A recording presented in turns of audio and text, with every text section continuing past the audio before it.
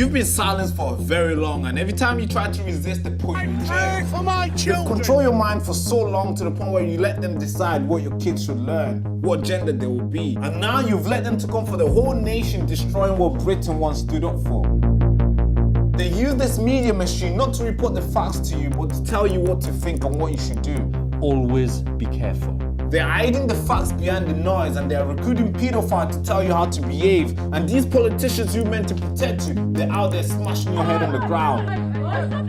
And no jail time for them. This road we've been on has been very dark for a very long time, and it's time to shine a light on the truth and advocate for justice. We the people make the nation, and if we don't stand up and advocate for justice, then we certainly won't make this nation great again. So we have to create a place for that, a place that can contribute to a more informed society.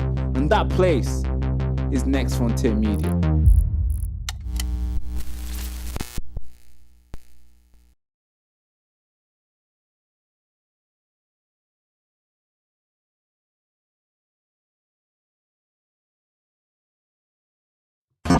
You are listening to The Baraka Show. Ladies and gentlemen, patriots, truth seekers, digital warriors, welcome back to the show again. Man, brace yourself for an impact. It's getting worse out there. It's getting really bad out there, folks. It's insane. It's crazy. Why would these girls randomly make up that you have raped them, trafficked them? Why would they do that? In your sister's house, in the house next door to the mosque, they give us locations. We've been to see the places where you raped them. We know all the gang members. We know that you passed them around. We know that you made her duck down in the car when she was 12 years old because she drove past her mum. Right. What do you have to say to that? Why would she make that up? Before they'd even pull up, the passenger seat car would be back, all the way back. So they'd say to you, jump in and lie down. Do you remember which men were in the car? There was a one man in the car, yeah. What have I got to talk to you about? What have I got to talk to you about? What have I got to say about Islam and that, innit? Yeah, I have, yeah. Yeah? So why didn't you say it now? What do you want me to say? Yeah? Ideology, it's got no place. Yeah? Yeah, it's got no place, bruv. And what you Sharia got? law's got no place What in this you country. got? What do you mean, what have I got? Go and tell me, innit? What do you stand for? What do I stand for? Yeah, what do you stand for? Immigration, bruv. I don't stand for paedophilic practices, yeah? Yeah. What do you stand for? Go and tell me. What do you mean, what do I stand for? What do you stand for? Racism, How's it racism? Eh? How's it racism? How's it racist to oppose a fascist ideology? Fascist ideology. It is And what fascist. do you? You're racist. How am I racist? You hate Asians, what yeah? race? What race are Yeah, Asians? yeah. What race are Muslims? I heard. Come on, Down, where are you running away from? because I know Why you, you running away I know what you like, bruv. You have Where- about 100 you in a minute. You f***ing little chief. You f***ing chief. Prick.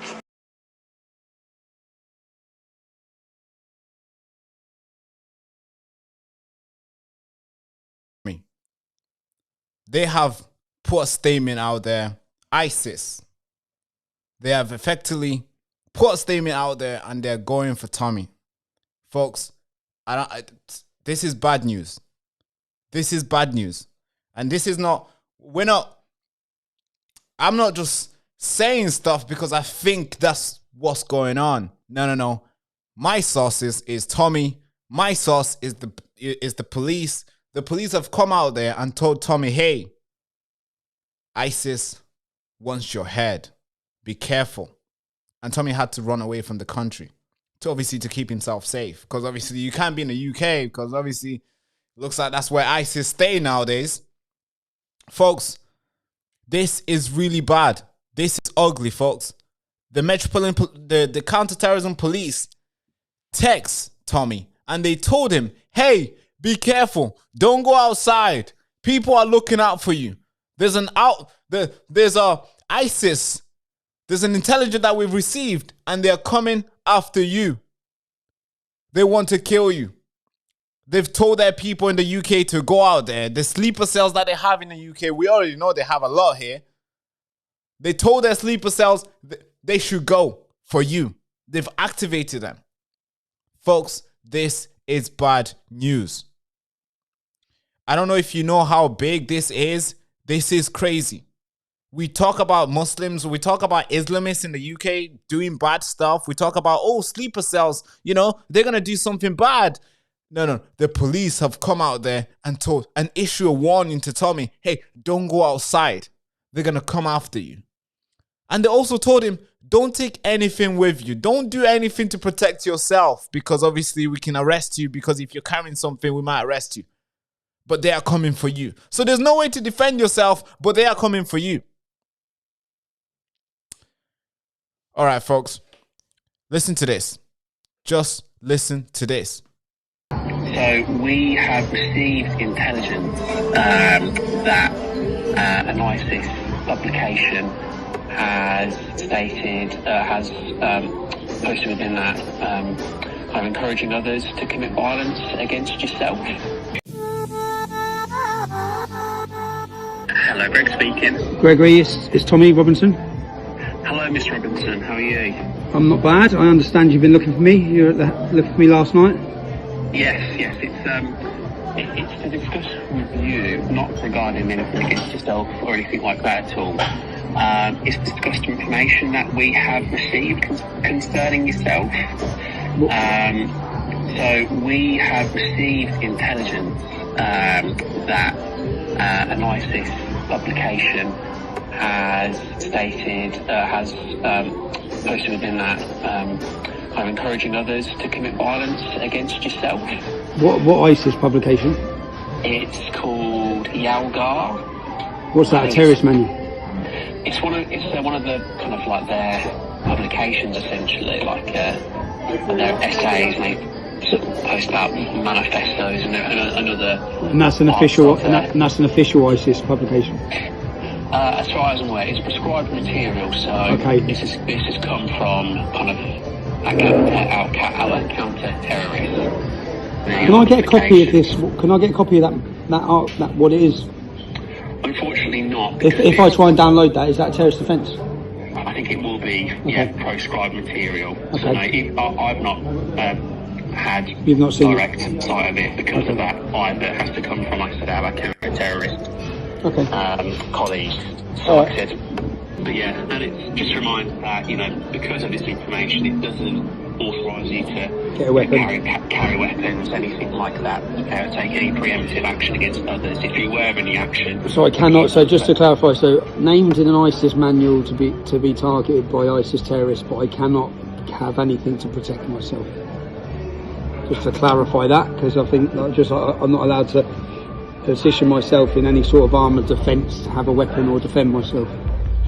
In public, within your own private home, obviously there are access to other things, but no, not out in public. No.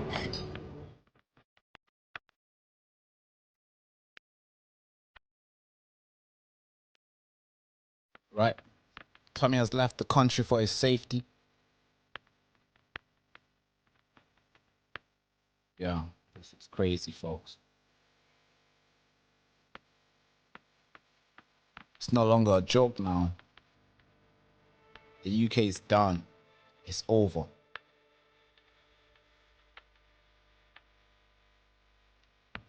Folks,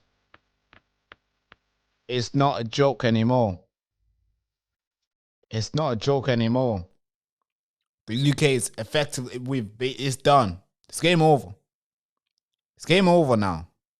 Where ISIS can issue maybe can call for the killing of a UK citizen. And we can't even do anything about that. We can only tell our people, our citizens, hey, they're gonna come for you. Do something to protect yourself. But don't carry a knife, don't carry a weapon, don't carry anything, because we might arrest you. But they are coming for you. Hey, yeah, you can't harm, you can't bear harm to protect yourself. But they are coming for you.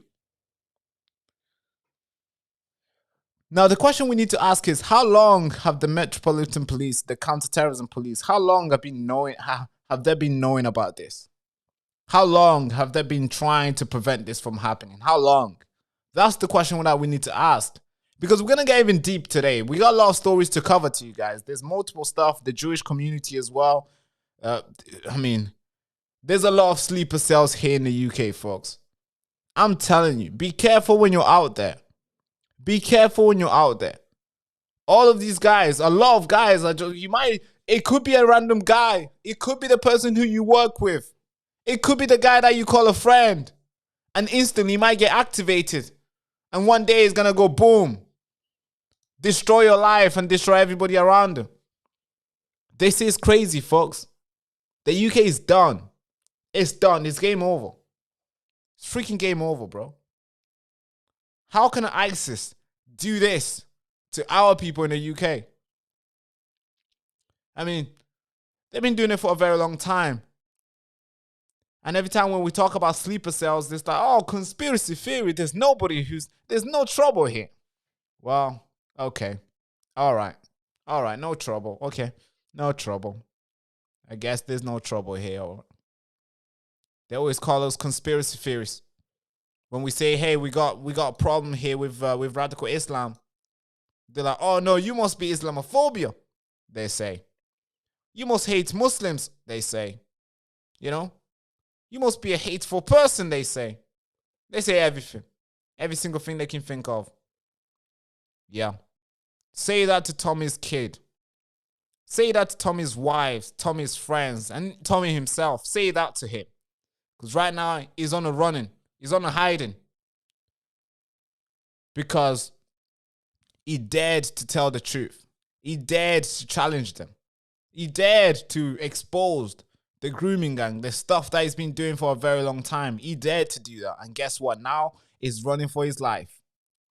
He's running for his life. He's not longer in the UK. He packed his bag. Him and his kids everywhere ran away. Life ruined. Because he dared to speak up.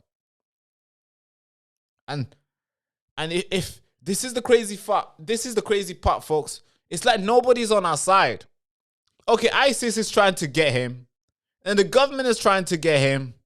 There's lefties in the street trying to get him. Almost everybody's trying to get him. In a sense where if he speaks out loud, the government will call him racist and they'll say, oh yeah, you break this rule, They try to put him in jail. And then ISIS will be like, hey, we want his head.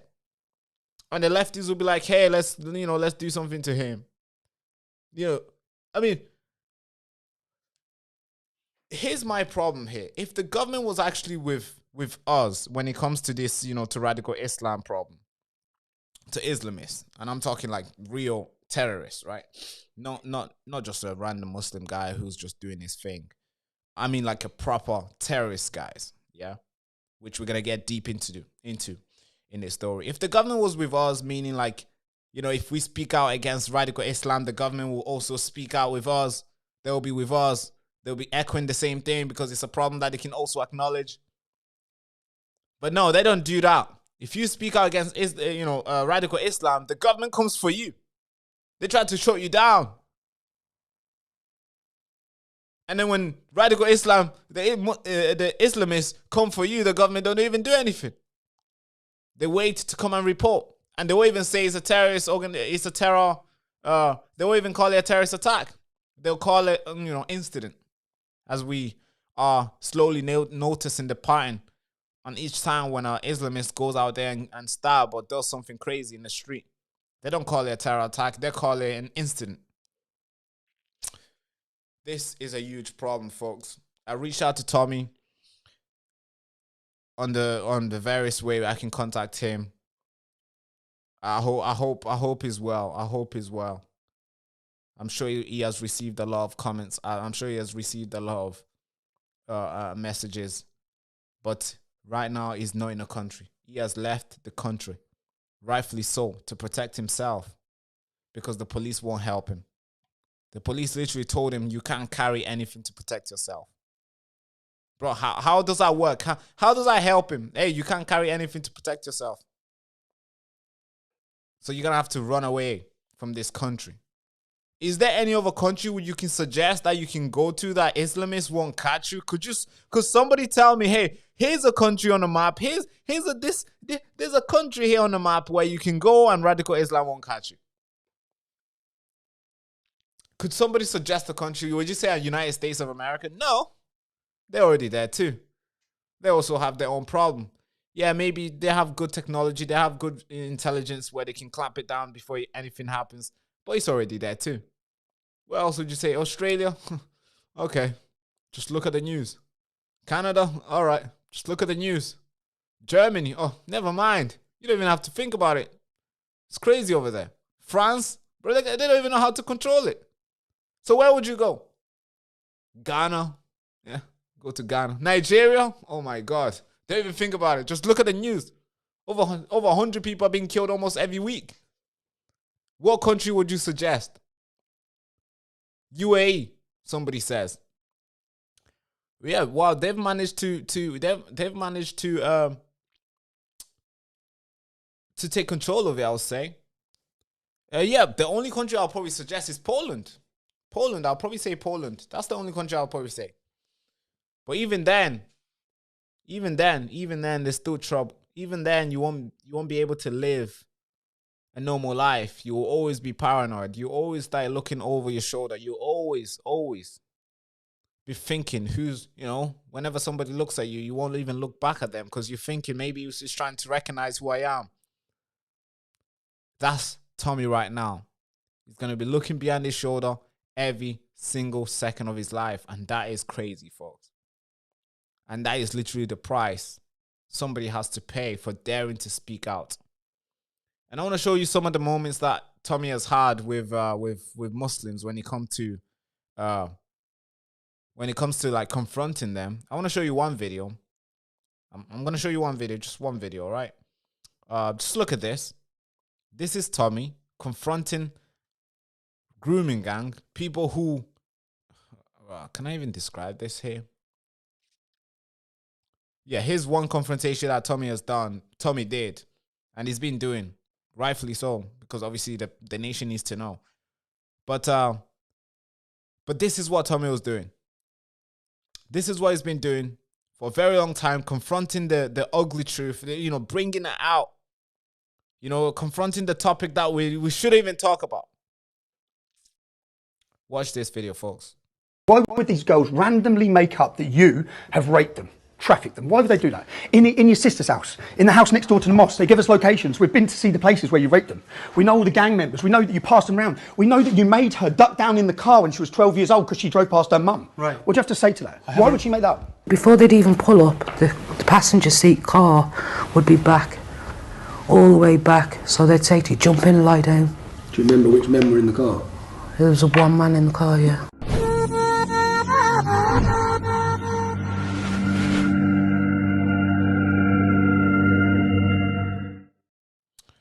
Yeah. Of course, the radical Islam, the Islamists, they don't like stuff like that. They don't like when they get confronted. So guess what? They're going to want to take his head. And it's crazy that we're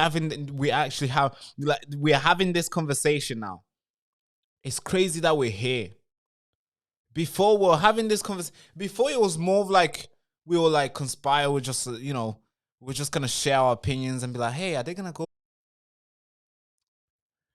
Are we back? Are we back? Can you guys hear me? Are we back? Are we back? Are we good? Are we back again? Are we back? Are we back? Hello? Hello? Put some W's in the chat. Are we back? Yes, yes, no. By the way, every time when we do stories like this, the stream just ends. I don't know why that happens. I honestly don't. When I talk about stupid shit, the stream just carries on. It's like nothing really bad happens. The stream never ends. It just carries on. It's normal. It's smooth. But every time when we speak or we talk about something that's really important, the stream just ends all the time. It's like something is going on. YouTube, chill out, bro. It's kind of like it's getting on my nerve now. Almost every single time. But we're back. Okay, I'm glad that we're back. Okay, cool. All right. But this is what's going on with Tommy, and I hope something. I mean, what can we really do? Like, oh man, like this is not an easy thing to broadcast, folks. Now, this is not an easy thing to bring here to you guys. It's not easy stuff because, I mean, this is real, bro. This is like, it's real. It's happening. They've put a statement that they want him. And you know the crazy thing is that, here's the crazy part. Because we've seen ISIS, putting statements, for world leaders saying, hey, we want to kill this world leader. Hey, we're going to do this. We've seen all those statements, like from Iran saying, hey, we want to do Donald Trump. We want to kill Donald Trump. We've seen all these statements, right? But for that to happen, they got to move a lot of muscles to get to the president or to get to the prime minister. They have to move a lot of muscles, because, you can't just shoot at the car. The car is well protected. There's hundreds of people moving around the president. So you can't just get an ISIS guy trying to kill the president. Of course not. Because it's a hard job to pull off. Nobody can do it. Yes, I know there's been some incidents over 5 or maybe 3 presidents have been killed before. But it's a hard job. It's a hard thing. And obviously everything, there's multiple people. There's secret agents. They got first response agents. They got so many agents around the president. So you take that prep. So when ISIS say something like, hey, we're going to go for the president, you don't really take it so serious. But when they say, oh, we're going to go for Tommy Robinson, you kind of have to take it serious because it is not like 500 people are surrounding Tommy every time he's outside. There's not like a secret agent police car driving him around, that is bulletproof. So you have to take it serious. You're like, man, damn, this is crazy. Because they can find Tommy anywhere. Given all the time he's outside reporting. He's out there. He's in France. He's here. He's here. He's moving everywhere. He's in the UK. He's launching a march. He's doing this. He's marching in the front. He's shaking people's hand. He's doing all this. He's talking to normal people. Somebody could disguise themselves as a Tommy Robinson's fan. And they might get to him. This is dangerous, folks. I don't know. Like, the crazy thing is, I was looking at this tweet that he put out there, the video, saying, hey, I'm going to pause everything and I'm going to go for a hide. I'm basically, essentially saying I'm going to pause everything and go to hide, in a sense, in a respectful sense. I was looking at this tweet, and then I'm looking at the comments. People are not taking this serious. Like, this is not just coming from Tommy Robinson. It's coming from the counter-terrorism police, the UK counter-terrorism police. Yes, our MI5, our MI6, all the intelligence that we might have, our counter-terrorism police unit. These are the guys who are warning Tommy. So it's not like Tommy Robinson just made it up saying, hey, guys, they're coming for me. No. The police got an intelligence saying they are coming for you, bro. But somehow people are not taking it serious. I'm looking at the comments here. I don't know if I can share this to you guys, but do you guys want me to share this? All right, folks, let's share this to you guys. Okay, I want to share this. So some people are saying,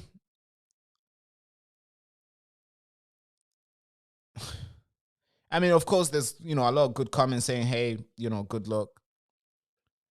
Good luck and stuff, which obviously is needed. So somebody says, ISIS don't attack Israel, so why would they go after you? It's like, bro, what do you mean? ISIS have been killing people. Look at what's happening in Nigeria. It's ISIS. Al-Qaeda, all these terrorist things are coming together and killing all the Christian residents in Nigeria.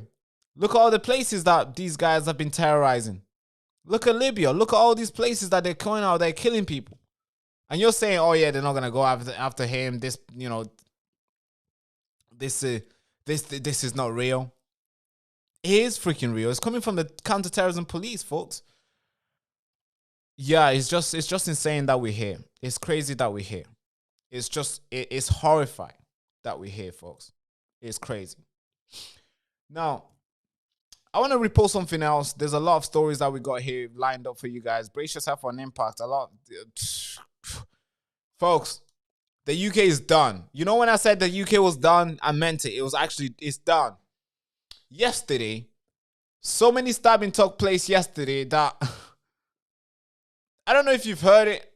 I got to know today. I didn't even know about him till the producer said, the person who produced the show came up with these stories. They're like, all right, these are the stories you're going to cover today.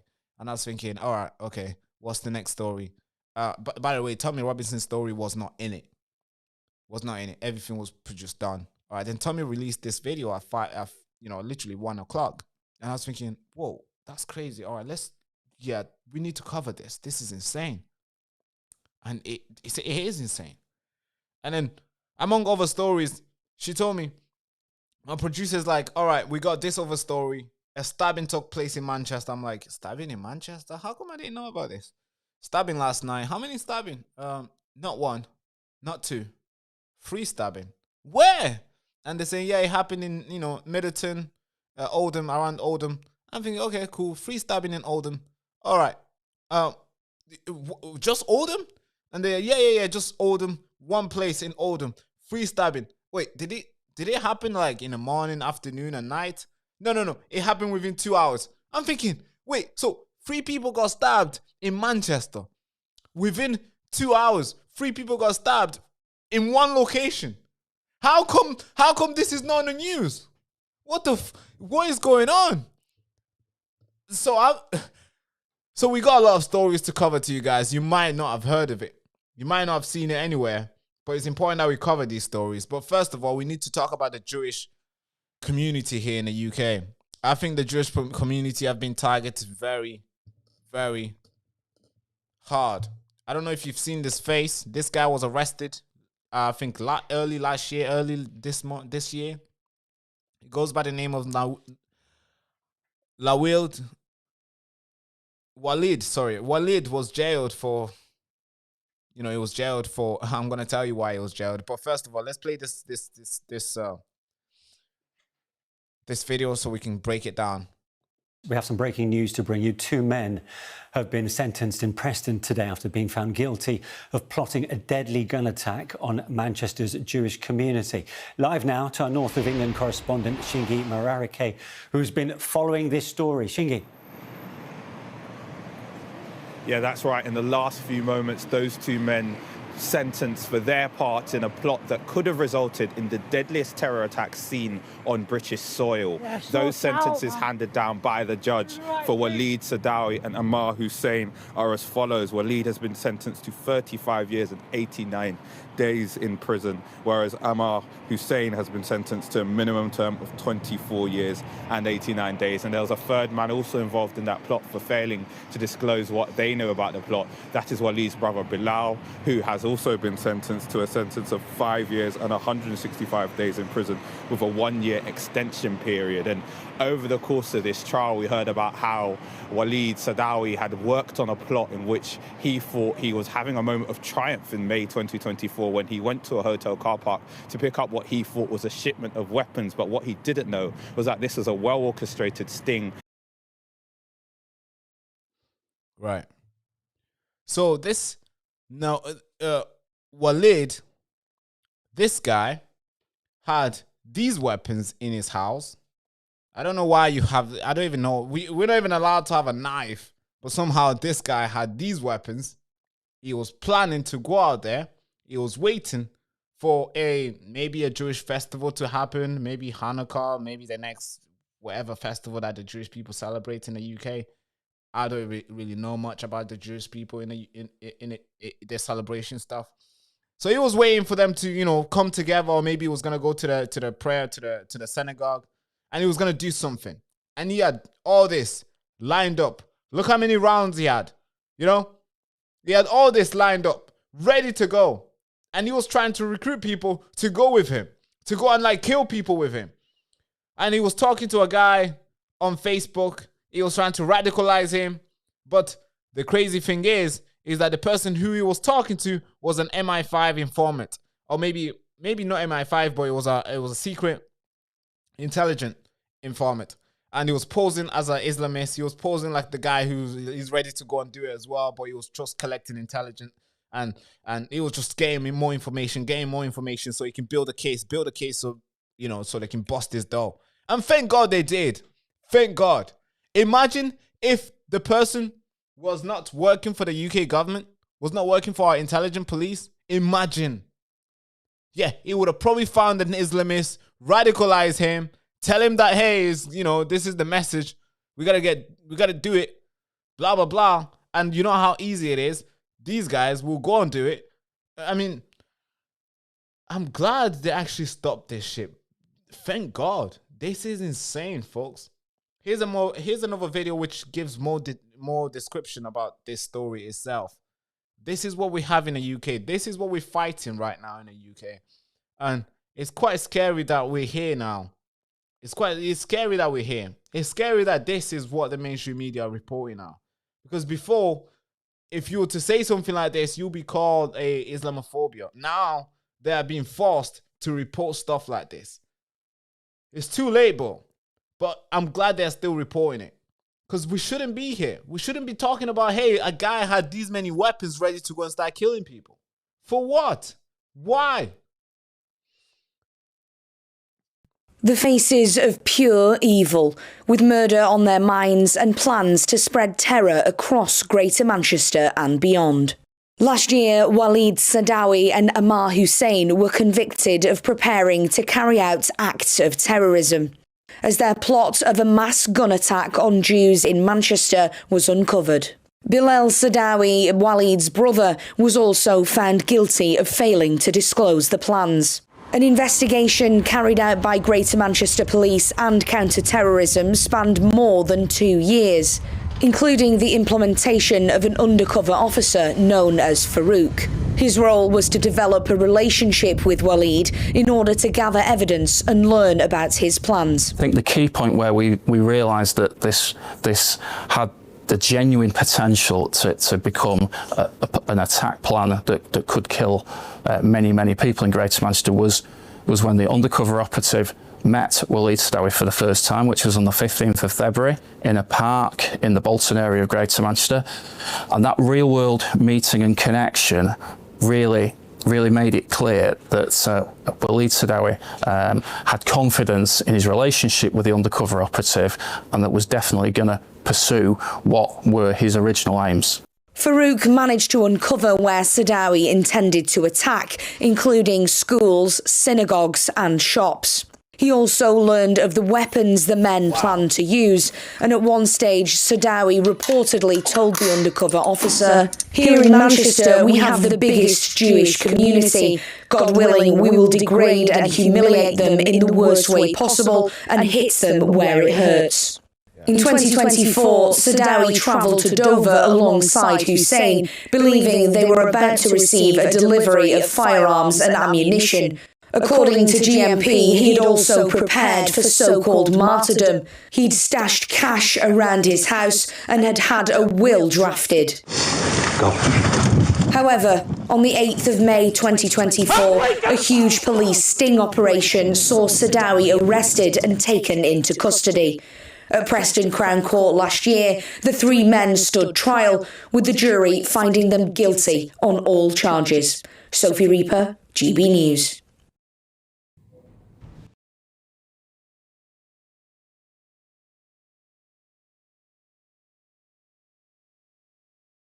Yeah. This is what we're fighting with, folks. This is what we're fighting with. So, yeah, we have to pray that our police officers, our counter-terrorism officers are working. We have to pray that they don't make any mistake. We have to pray that they make the right calls every single time. Because this is what we're fighting with. And don't be naive to think, hey, no, this is just a one guy. No. There's many. There's hundreds. I can tell there's hundreds of people. There's hundreds of plans. There's hundreds of covert plan that's going on. And I pray, I hope that the counterterrorism police is on those cases, is chasing them. And I hope and I pray they do not make a wrong call. Because imagine if this guy was flagged as like, hey, yeah, no danger. Oh, yeah, he's just a guy playing with toys. Oh, yeah, it's just a guy doing a prank. And then, boom, we would have a big attack in the UK. Look how many guns he had.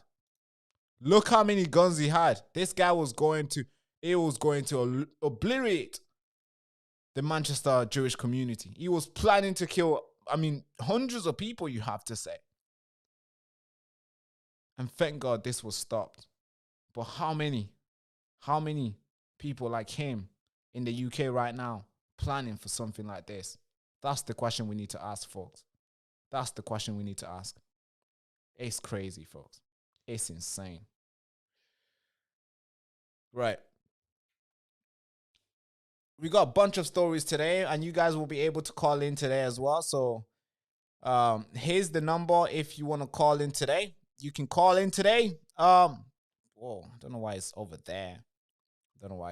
But you're gonna be able to call in today. When we finish reporting all these stories, you'll be able to call in. But right now, we got a couple stories to cover, and then you have your say. Oh man, we got so many crazy stories, folks. If you think that one was bad, how about this one? You must have missed this one. I did as well. I missed this one too. Not many people reported this. But guess what? We're going to report it right now. We're going to report it right freaking now. How about this one? So yesterday, 3 people were stabbed and you didn't even know about it. You didn't even hear anything about it. 3 people were stabbed yesterday in Oldham, Greater Manchester. 3 people stabbed in basically the same location, maybe 100 meters, 200 meters away apart. 3 people got stabbed. And they are still looking for the person. Well, they got one guy in custody. They might think, they think he's the guy, but they're still looking around. Roads are blocked. Shops are closed. Because 3 people got stabbed and you didn't even know anything about it. You didn't even hear anything about this, folks. It's crazy. It's dangerous. This is where we are. Almost every single day, something is happening. Almost every single day, something is happening. And you don't even know about it. You don't even get to hear about it. So police in Oldham given extra stop and search powers after 3 men stabbed in one night. This was yesterday, by the way. Last night. 3 men have been stabbed in less than 2 hours, prompting police to be granted extra stop and search power as investigation whether the incidents are linked. Among the attackers, there was a man who was stabbed in the leg and head in a car park at the retail park in Chadderton Way in Oldham, Greater Manchester. Police have said the 21-year-old is in a hospital after the incidents just before 7:30 on Thursday yesterday. Man, this is crazy, folks. Stabbing happening almost every single day now. Every day, somebody gets stabbed. Every day, somebody's getting stabbed. And you don't even get to hear anything about it. They keep it closely guarded to themselves, folks. Or maybe they don't want you to get angry. They don't. They know you're going to get angry. Rightfully so, because, bro, look at this. This is insane, folks. This should not be happening all the time. Should not be happening all the time. But guess what? It is happening, and they're keeping it to themselves. They don't want us to know. Now, among those attacked, a 21-year-old is in a hospital after the incidents just before 7:30 on Thursday, yesterday, 12 February. And another 21-year-old has been arrested on suspicion of serious assault and violent disorder and remains in custody. Earlier, around 5 p.m., so 5 p.m., another person was stabbed. A 26-year-old man was attacked at Botley Green area in Chadderton. He remains in hospital with potential life-changing injury, police have said. So that's the second person, right? So now 2 people have been stabbed, okay? But if we scroll further on, they're going to talk about the third person. The third person who got stabbed. In the freaking same area, in the same district, in the same town, 3 people got stabbed. And you didn't even know anything about it. You didn't even hear anything about this case. That is crazy. That is insane. That's a problem, folks. Something needs to be done about that. Now, so when you read on, another attack after the 21-year-old got stabbed and 26-year-old got stabbed. They've arrested a 21-year-old, and later on, somebody else also got stabbed. We don't know who this person really is. We don't know how old they are. But here's what it said. In a third incident just after 7:30 on Featherstone Road, North Oldham. Another man was stabbed and is being treated in a hospital. So that's all we know. 3 people got stabbed, and all we know is that they're being treated in a hospital. 1 has a life-changing injury. That's all we know. Nothing else. Police has been given power to stop anyone, to stop and search anyone for the next 24 hours. It's called Section 60, where they can stop anyone around the area and stop and search them, of course, to see what's going on. I think they should be stopping and searching everyone. Anyway, I mean, I don't know why they're stopping. I don't know why they're not doing it. This is the area. Within this little block, 3 people got stabbed. From 5 p.m., it started at 5:50. 1 person got stabbed. 7:50. I think 7:30. Somebody else got stabbed. And 7:30 again, another person got stabbed. Basically, 2 people got stabbed at 7:30. So 3 people in just 2 hours. It's crazy, folks. And you'd even hear nothing about this. Nothing. No word. No breaking news for you guys. Yeah. That's all we know. That's all we know for this story, folks. It's getting worse out there, man. It's getting worse out there. ISIS is involved in the UK. They are targeting Tommy Robinson. The Islamists are planning to kill the Jews in Manchester. And 3 people got stabbed in one area within 2 hours. And you didn't even know about it, folks. You didn't even know about it. You didn't even know about it. Yeah, it's crazy. It's insane. It's crazy. Now, I want to go to another story here. I don't know if you guys know, but I'm passionate about this story. The channel itself, the reason why we started this channel and the reason why we come out with, the stories that we do are so horrific. It's not like we just go out there and pick the most crazy story in the world to report. We do it because, of course, these stories must be told. These stories must be put out there. The nation needs to know, as you already know by the slogan of the t-shirt here. The nation needs to know. That's why we do these stories. Now, and one of those stories that we started on from the start of this channel has always been the grooming gang. I don't know about you, but that's an important story for me. It should be for you as well. It should be, not out to be. It should be.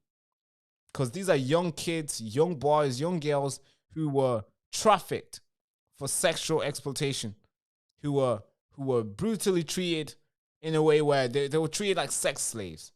They were treated like slaves, where these men did anything and everything to them. Now, you'd think today, where a lot of people have been talking about the grooming gang, you think today's government would do everything and anything possible to make sure that you and I know and see justice. But no. Apparently, Keir Starmer has approved to delete all the court record about the rape gang inquiries. Yeah, everything. He wants to delete everything. All the court records, everything. Delete. That's what Keir Starmer wants to do, folks. This is crazy. I don't know why people are not angry. It's like we're not angry enough. We're numbed. We don't do anything anymore. They want to delete everything.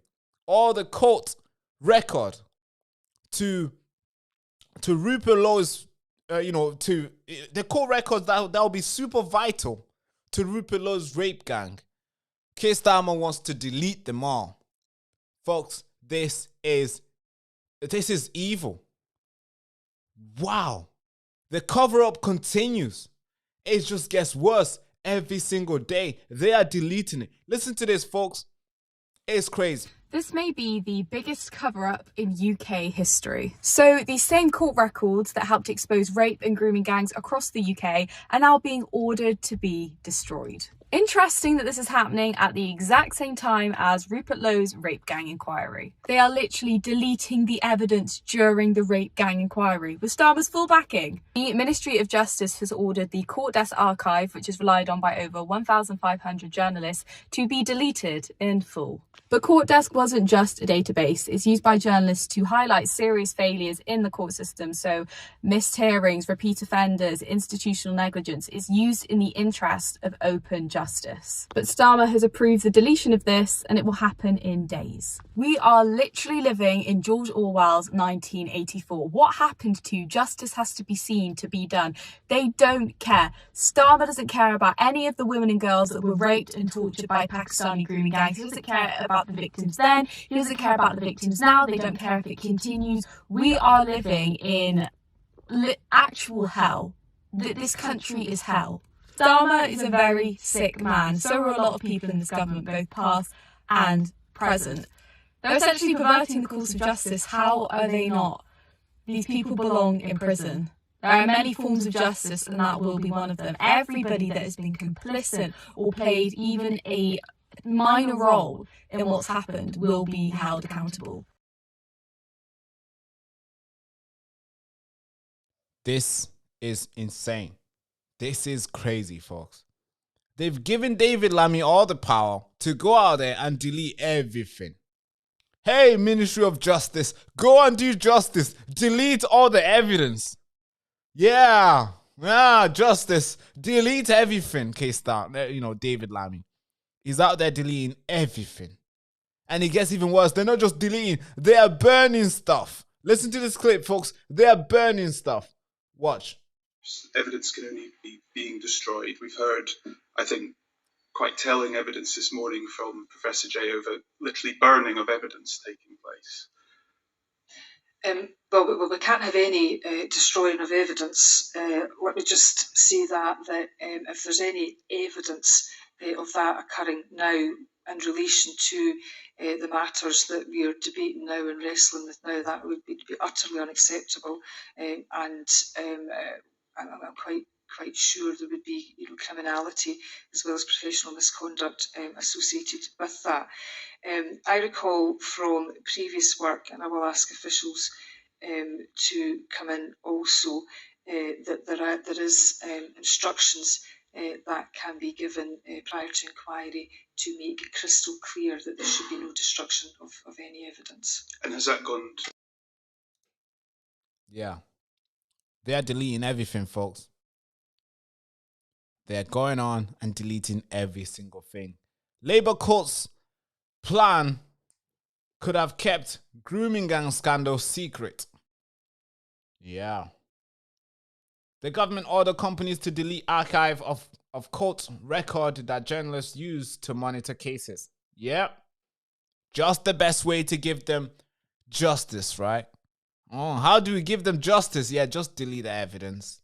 Yeah, we gotta find a way to give them justice, but right now, just delete the evidence. It's okay. Delete everything. It's crazy. The grooming gang scandal could have remained secret under the Starmer's plan to delete a large archive of court record, the Conservative have said. The Ministry of Justice have ordered court desk, a data analyst company that supports media and campaigners in monitoring court record. Sorry, I can't even see this.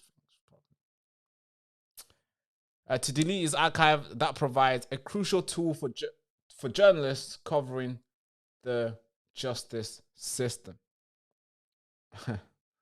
Wow. It gets even worse, folks. It gets even worse. It gets even worse. It's crazy.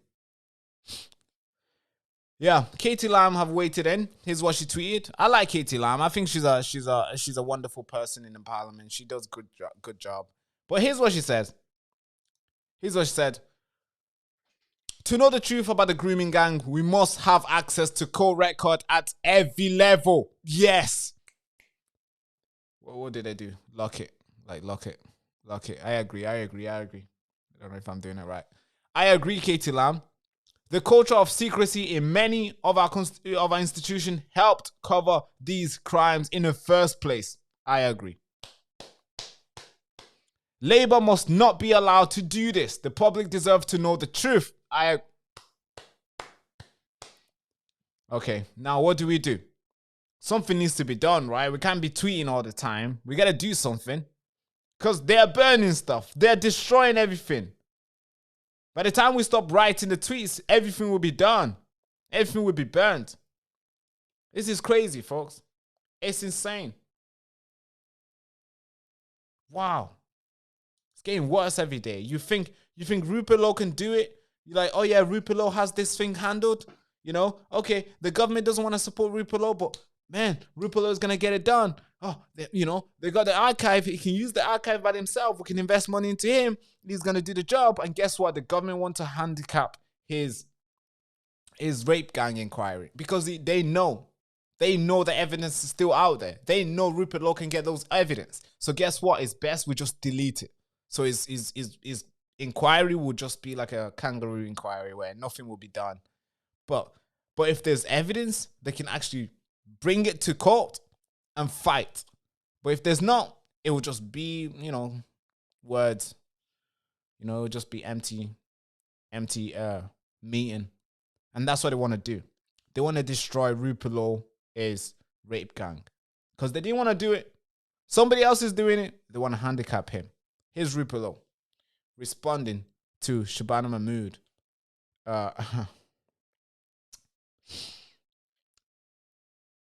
Listen to this, folks. Just listen to this. I like Rupert Lowe. I think Rupert Lowe is a patriot. I like Rupert Lowe. I approve his message. Not all of it, but I approve a lot of his message. Listen to this. Shabana Mahmood will be responding to Rupert Lowe's rape grooming gang inquiry. Just listen to this. This is the Home Secretary, folks. This is the Home Secretary. As the Minister knows, our independent rape gang inquiry hearings are ongoing, just a short walk from this chamber. Last week, I sat opposite one woman who was raped by between 600 and 700 men. She estimated that 98% were Pakistani Muslims. The evidence we are collecting is brutal. Again and again, we've been told of failed attempts to traffic raped and abused women overseas to Pakistan and elsewhere. Thankfully, those attempts failed. How many did not? Will the Minister agree to urgently review cases of missing girls in target areas and launch a full state investigation into reports of such trafficking? Justice Secretary. Mr. Speaker, the testimony of the victims that the Honourable Gentleman has heard from is absolutely horrifying, and the grooming gang scandal was one of the darkest moments in this country's history. Victims and survivors of these hideous crimes deserve justice, and we will make sure they get it. Our inquiry is a full, statutory, independent inquiry with all of the powers under the Inquiries Act 2005 to deliver justice, and I would urge him and anybody else with any allegations of criminality or evidence of criminality to share that with the police immediately. Right.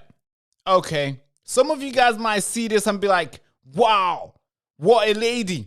She really cares. What a freaking lady. She spoke with conviction. She went out there saying the things that everybody wanted to hear. I resonate with that message. Then you see what the government is doing. You're like, really? So if somebody is saying this, say, hey, this is the worst thing that ever happened to the country. This is the worst thing. And we're going to do everything to make sure it doesn't happen again. You might be thinking, yeah, they're definitely not going to delete they're definitely not going to delete the evidence. If they're going to do an inquiry, they definitely need that evidence, right? Until you read this new article. Until you read this new article, folks. They are out there and they're going to delete everything. Everything. They've given this guy power, David Lammy, and they want to delete every single thing. This is crazy, folks. This is crazy. It's insane. And I'm sure some people probably listened to that speech and you listened to Shabana Mahmood's response and you're probably thinking, yeah, I believe her. She's going to do everything she can. Then why are they deleting this? Why would they be deleting the evidence? Because you need the evidence to go and present it to the court. Right? Right? Am I correct? You do your investigation, you find your stuff, you get to the lawyers, you find, and the lawyers are like, yeah, this is a solid case. I can represent this. Let's go to court. And then you go to the court and you present your argument. The court does something, find the perpetrator. He has to present his stuff as well. We put if he's guilty, we put him in jail. We sentence him, we put him in jail. That's the way it works, right? But if there's no evidence for us to actually show the court that this guy is guilty, then what's the grooming gang inquiry for? Because it's going to do nothing. Because there'll be no evidence if everything's been deleted. I know what they're trying to do here. I'm getting a little bit of a... I'm understanding what they're trying to do here. They're going to do an inquiry to save themselves. We're going to be happy about it. We're going to celebrate. They're going to tick it off the to-do list. And then we're going to move on. It's going to be just like Jeffrey Epstein case in America, where nobody gets arrested. Just like here. Nobody will get arrested. Well, we're getting some arrests. We've seen some, maybe some people getting arrested and stuff. But they basically don't want to go deep. There's hundreds of people who need to be arrested. There's hundreds of cases that we barely even know about. There's hundreds of people who have not even spoke because they know the stuff nothing will get done for them. But yeah, it's crazy, man. It's insane. You would expect a female home ministry to be more robust on these sort of stuff. You'd expect girls to be more like fighting hard to protect women and children. But then you see Jess Phillip and you're like, huh, really? And then you see now David Lammy is deleting evidence because Keir Starmer has told him to do so. And then you see this Home Secretary, Shabana Mahmood, just talking. Nothing is being done, just talking. It's dangerous, folks. You can't trust anyone now. You can't trust anyone. All right, folks. Just before we get your calls in, we're going to get to talk to you guys very soon. I'm looking forward to that. Let's cover one more story, folks. One more story, okay? One more freaking story. All right? I don't know. There's a guy out there who's making a lot of noise. I'm not sure if you've seen this guy's face before. He goes by the name of Zach Polanski. Have you seen this guy's face before? Put some W's in the chat if you have. Yep, he goes by the name of Zach Polanski right there. He has something to say. He has something to do, and he has a vision for the country. And one of his vision is that he wants to legalize drugs. Yes, he wants drugs to be open for everyone to go and get. He wants you to walk into Asda and be able to buy drugs, cocaine, heroin, everything that you want to get. He wants everything to be out there where you can just go, Apple Pay, everything, like bam, bam, bam. You want weed? Scan your Apple Pay. Lloyd's, yes, whatever card you have, and get the weed and go and smoke it. Or maybe you want something to inject yourself with. Great. Go to Lidl. Go to Asda. Go to any shop near you. Zach Polanski has a plan for the country. Now listen to this, folks. Listen to him talking, trying to reason with people here why he thinks this is a good idea. Listen to him, folks. This is crazy. Let's talk about another issue then, because the Prime Minister had a pop at you at Prime Minister's Questions this week. He said you were high on drugs and soft on Putin. You called that disgraceful and disrespectful, but isn't that part of the, sometimes pretty brutal banter of Prime Minister's Questions? It's absolutely part of it, but I would note that I wasn't there to reply, so I'm glad to be on your show now, which I would argue has a bigger audience. That was beneath the office of the Prime Minister. Let's start with the drugs comment. First of all, there are thousands and thousands of unnecessary deaths from drug harm and from dangerous drugs. And actually what we need is a public health approach. That's not me saying that, that's experts who work in the National Health Service who say this just isn't working. So when I talk about legalising drugs, the key bit is it's about legalising and regulating. Mm-hmm. If someone has a problematic relationship to drugs, then surely the answer is to make sure they're seen by a medical health professional who can help them. But to have Keir Starmer making cheap jokes, delivered badly, by the way, from the dispatch box was pretty disgraceful. And on Putin, this is the Prime Minister who is subservient to Donald Trump, a man who says that he admires Vladimir Putin while shaming Zelensky in the White House. Again, defence is a really serious issue. There is no bigger number one priority for a government or for a leader of a political party than to defend the people of this country, and to make jokes about Putin and Russia, I think is pretty vile. Let's just stick though with your drugs policy, because it's very different to all of the other political parties. So you do say you would legalise all drugs, including Class A substances, heroin and crack. There are some health professionals who say that would be the right approach, but that's not a united view. Isn't there a real danger you send a message, particularly to young people, that the use of dangerous drugs is okay? Well, first of all, we could talk about alcohol, which can sometimes be one of the most dangerous drugs. And actually, we need a public health approach to that too. But we're talking about other drugs here. We're not talking about alcohol. I'm just asking you, isn't there a danger that you send a message to young people in particular, if you legalised all drugs, the message there says it's OK to use drugs?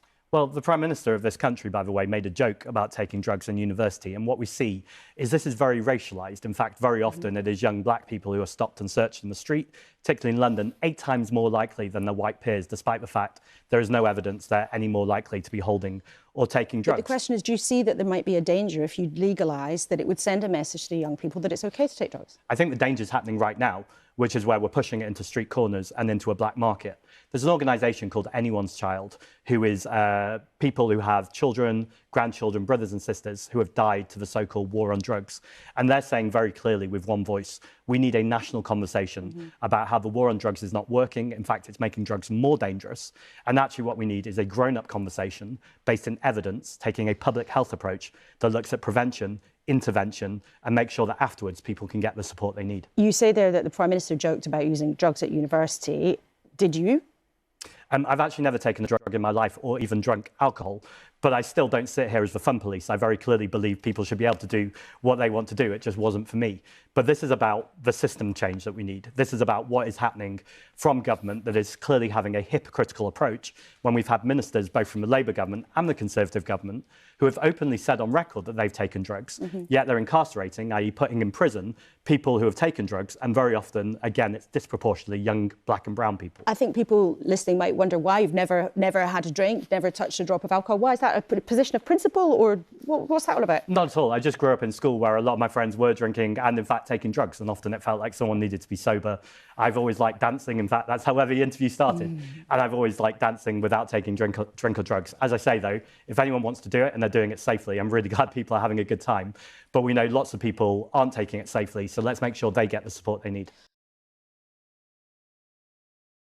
Right, folks. I know you're probably thinking, hey, where's this guy come from? Who's he? Well, Zach Polinsky leads one of the fastest growing young political party. Young, yes, I have to say that. Very young. A lot of young people in this party. He's growing very fast among the young people. This is the leader. He wants to legalize drugs. Yes, he wants black and brown people to be taking it as much as they want. It's important that we talk about this because I don't know if these guys know, but hey, do you know what happens when somebody's hooked, bro? Especially if it's illegal to get it as well, but they are still hooked and they always do everything to get hold of it, and they still do get hold of it, and their life is fucked. So you want to make sure you want to open up that door for them so that they can go and get as much as possible. How will that help them? It's crazy, folks. We've seen the countries and the states that have legalized drugs. We've seen it, and we know how crazy it is. Look at California. Look at the street, the homelessness. I'm not sure if California has legalized it, but the homelessness, it just looks so bad. Look at Vancouver. Man, it's like zombies, bro. People are falling. I'm thinking, hey, what are you doing? They're like, I'm thinking, bro, what did you take? And this guy, he wants more. He wants you guys to take more. And it's kind of ironic, the fact that he has never smoked, he's never drunk, but he wants you to keep drinking. He wants you to keep injecting yourself. He wants you to keep smoking. And you want to open up so you can go to market, you can go to any shop and get the drug. This is evil, folks. This is evil. What? Is he trying to get funding from from these pharmaceutical companies? Because they would love him for sure. They would love the idea of legalizing it. So obviously all these drug companies can make so much money along the way. Maybe that's the reason why he's doing it. But still, this is crazy. The fact that we're having this conversation is already dangerous. But it's fine. We can have this debate. We can go back and forth. I think it's important we have debates like this. It's important that we have these stupid conversations, these uncomfortable conversations. But hey, we shouldn't go with it. Now listen to this. the Green Party to vote to legalize heroin to make society more inclusive. That's the reason why they want to legalize drug, because they want to make it more inclusive. Yeah. Thank you so much, Zach Polinsky. Include me as well. Thank you so much. I feel excluded. Thank you. Thank you. The Green Party is set to vote on a legislation on legalizing heroin in an attempt to make society more inclusive. A motion draft ahead of the party's spring conference aimed to update existing policy and call for an end to prohibition of drugs. This is crazy. This is crazy, folks. They want to legalize drugs. It's like so insane. So insane. So bad. Now look at this. There's a city out there. This is Portland, Oregon. Oh, God. Just listen. Watch this video. This is how UK will be. This is how Manchester will look like. It always looks like this when you go there around, 5 a.m. in the morning. It always looks like this already. It looks like this already in Manchester sometimes. But if you legalize it, then obviously they can get more. And this is how it's going to look like. Look at this. Oh, I'm making it. I'm making it.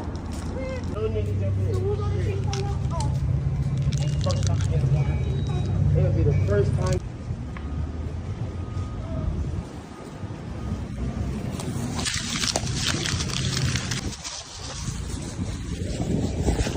Oh, hi.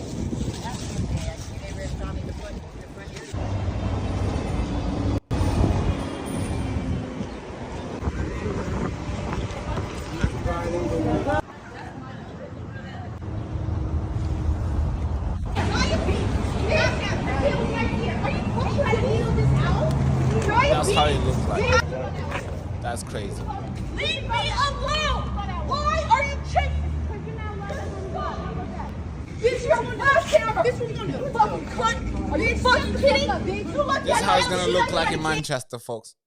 Actually, it might look like this. Hey, do you want it to look like this? I think this one will look better. I think Zach Polinsky would like it for it to look like this, right? Let me show you this video real quick. I like this guy, Tyler Olivero. Really good, guys. He's really good. Listen to this. Let's watch this video together. I think this is what Zach Polinsky has in plan.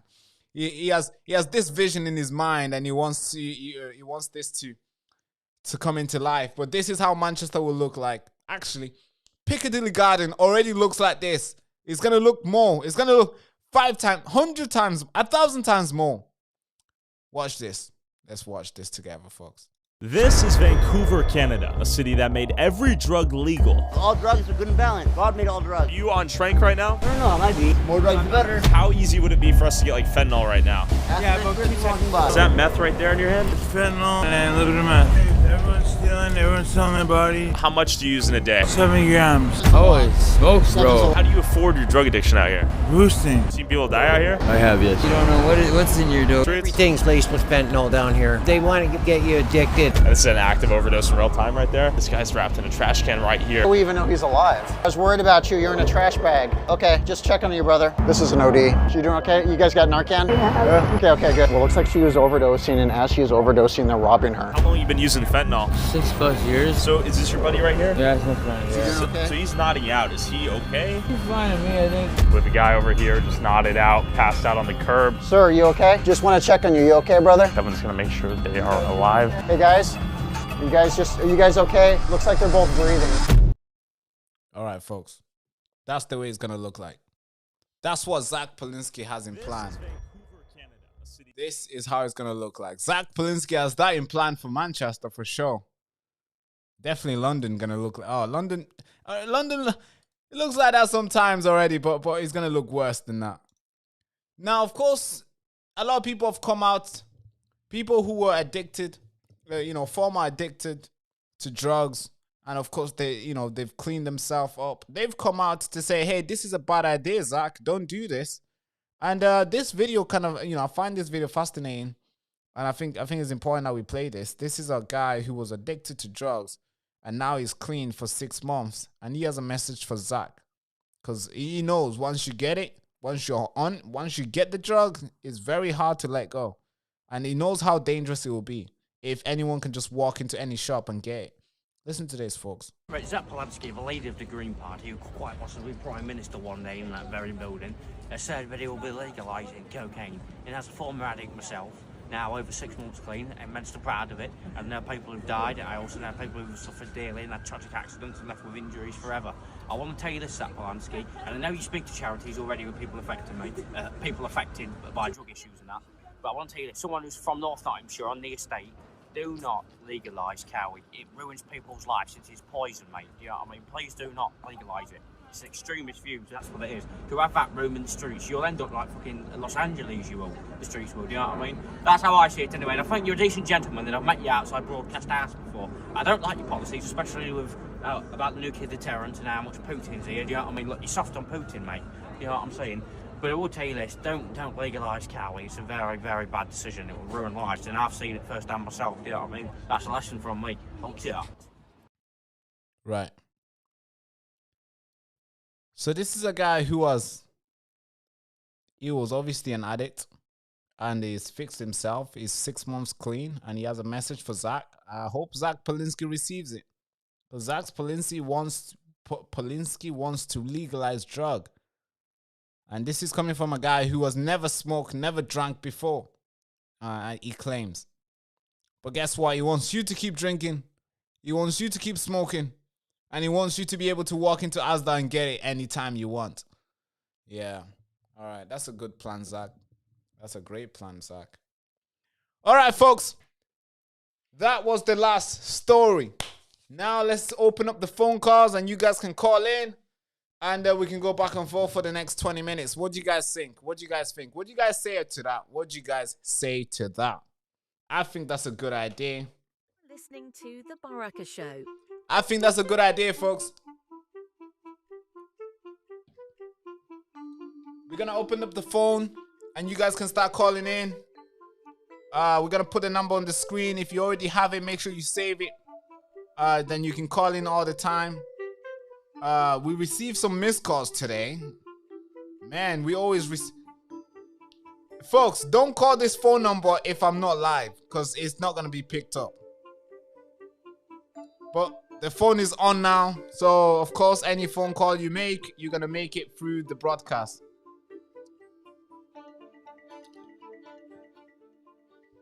All right. Okay, what a day today. What a freaking day. All right, let me get the numbers ready. Could we get the number in the chat? Could you put the number in the chat, please? Put the number in the chat so that people can just copy and paste it on the keypad and they can call us. Put the number in the chat, please. All right. All right.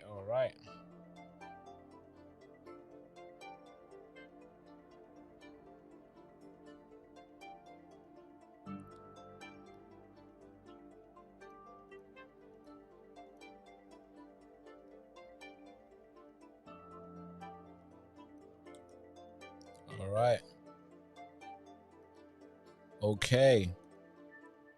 Let's put a number in the chat, please. Let's put a number in the chat so that people can copy the number and let's open these phone calls. Let's put the numbers up. Okay. Are you guys ready for the phone calls? I'm ready for the phone calls. I think it's a good idea, the fact that now we can do phone calls. All right, here's the number. You can grab the number right now.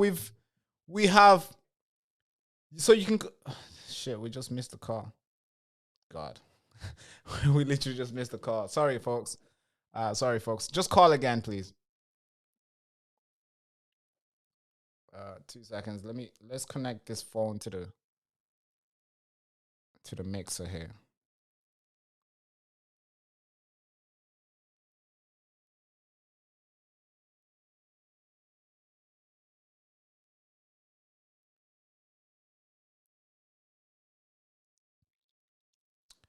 All right, that's the number. The number is in the screen now. The number is on the screen now, so you can call us from WhatsApp. You can call us for free. So if you don't have any credit, you can just dial the number on WhatsApp, and you can still get hold of us, and we'll be able to, of course, connect you through the system. All right, then the phone is open now. So if you call, it's gonna come through. So if you make the call, it's gonna come through. As soon as you make the call, make sure you say your name and where you're calling from. Where you calling from. So if your name is Deborah and you're calling from Manchester, so here's how you're gonna do it. Hi, it's Deborah from Manchester, and then we get on. So just make sure you state where your name and where you're from. State your name and where you're from as soon as you call. All right. Okay, cool. The number is on the screen now.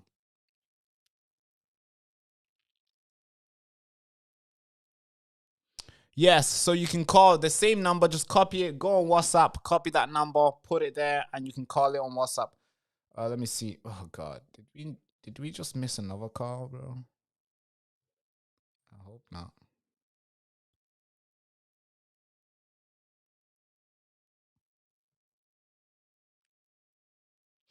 All right, we got a missed call here. I'm gonna play this missed call that just came through.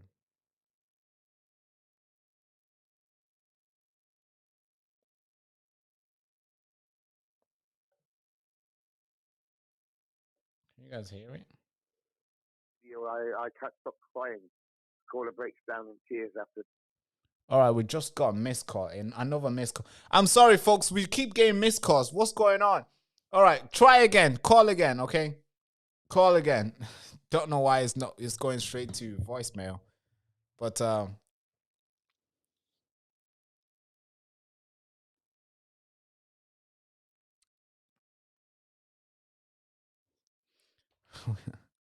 we literally got 2 missed calls now. God. All right. All right, folks. I'm going to try not to miss anything.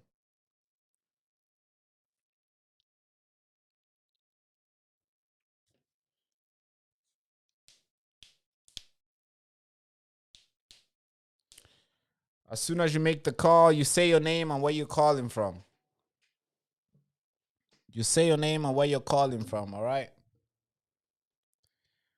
Somebody says go straight to voicemail. It shouldn't go straight to voicemail. Try call again. I know.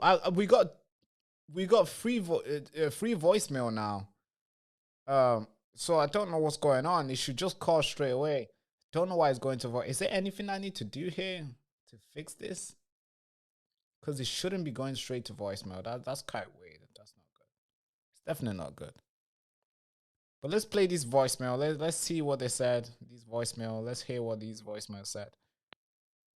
Hi, Baraka. I was just ringing to obviously give my opinions on your show today, but clearly not got through. Keep up the good work, darling. You're doing an absolutely fantastic job. I'm just sickened by everything, mate. Thank you so much for calling. Thank you so much for the voicemail. Yeah, I appreciate you the support. But you can call again. It went straight to voicemail. I don't know why it did that. You can just try Ringos again. But thank you so much for your support. Here's another voicemail that we got. Let's play this over voicemail. Wow. Hello, my name is Mike. I would never thought I would have got through to a phone call from something I watch on YouTube quite a lot right now. The phone-in that you're doing right now is a video. I can't stop crying. Caller breaks down in tears after a 2-year-old baby girl is allegedly so on. And I think we're all having British concerns, young man. I am one of your subscribers. And can I just say, please keep this up. And the Christian and Catholic faith is always going to be there. My church is always going to be there for people. So keep up the good work, young man. Thank you so much. Thank you. Appreciate you, sir. Thank you so much, Mike. I appreciate you for supporting the show. I think a lot of people can share can resonate with what you just said there. A lot of people are fed up. And it's time that the truth remains at the top now. Thank you.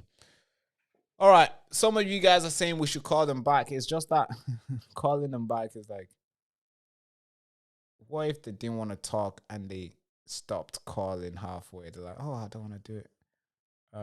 Okay, should we call them back? Should we call the people back? I think we should, shall we?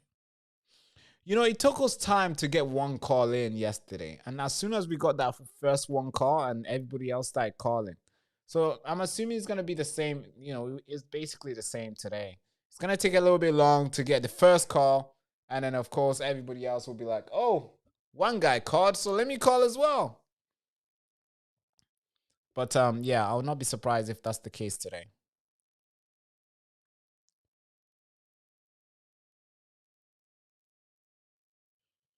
All right, cool. Let's call them back, okay? Let's call the people back, shall we? I'm going to call them back, all right?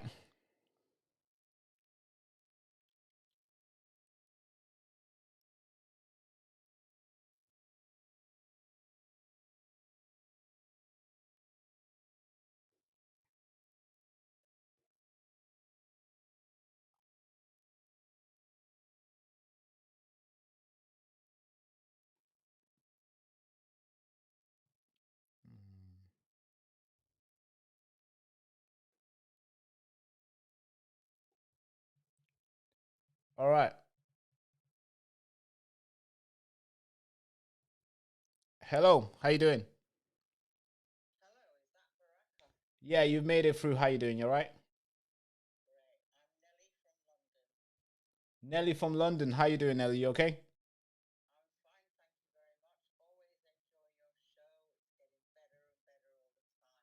Oh, I appreciate you. Older person. Your show actually keeps me in mind of a movie that was back out in the 80s, and it was called Warriors. Warriors. And it was where a lady, you could only ever see her lips. She used to send out messages to the warriors in New York City where there were gang wars by CB radio. And your show puts me in mind of that because basically she was the same as you are, pumping out the information and asking us our views on it. What do we think about it? Right. So anyway, back to the show.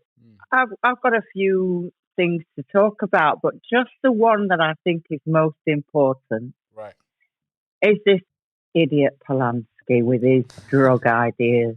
Right. I worked from 1994 to date with people who were affected by drug misuse. Mm-hmm. We've gone through all kinds of stages in the sort of support and recovery sector. Right. Where we've given out clean needles. It's been passed through the government, so that they can have safer using. Right. We've given them prescriptions rather than their used drugs. Right.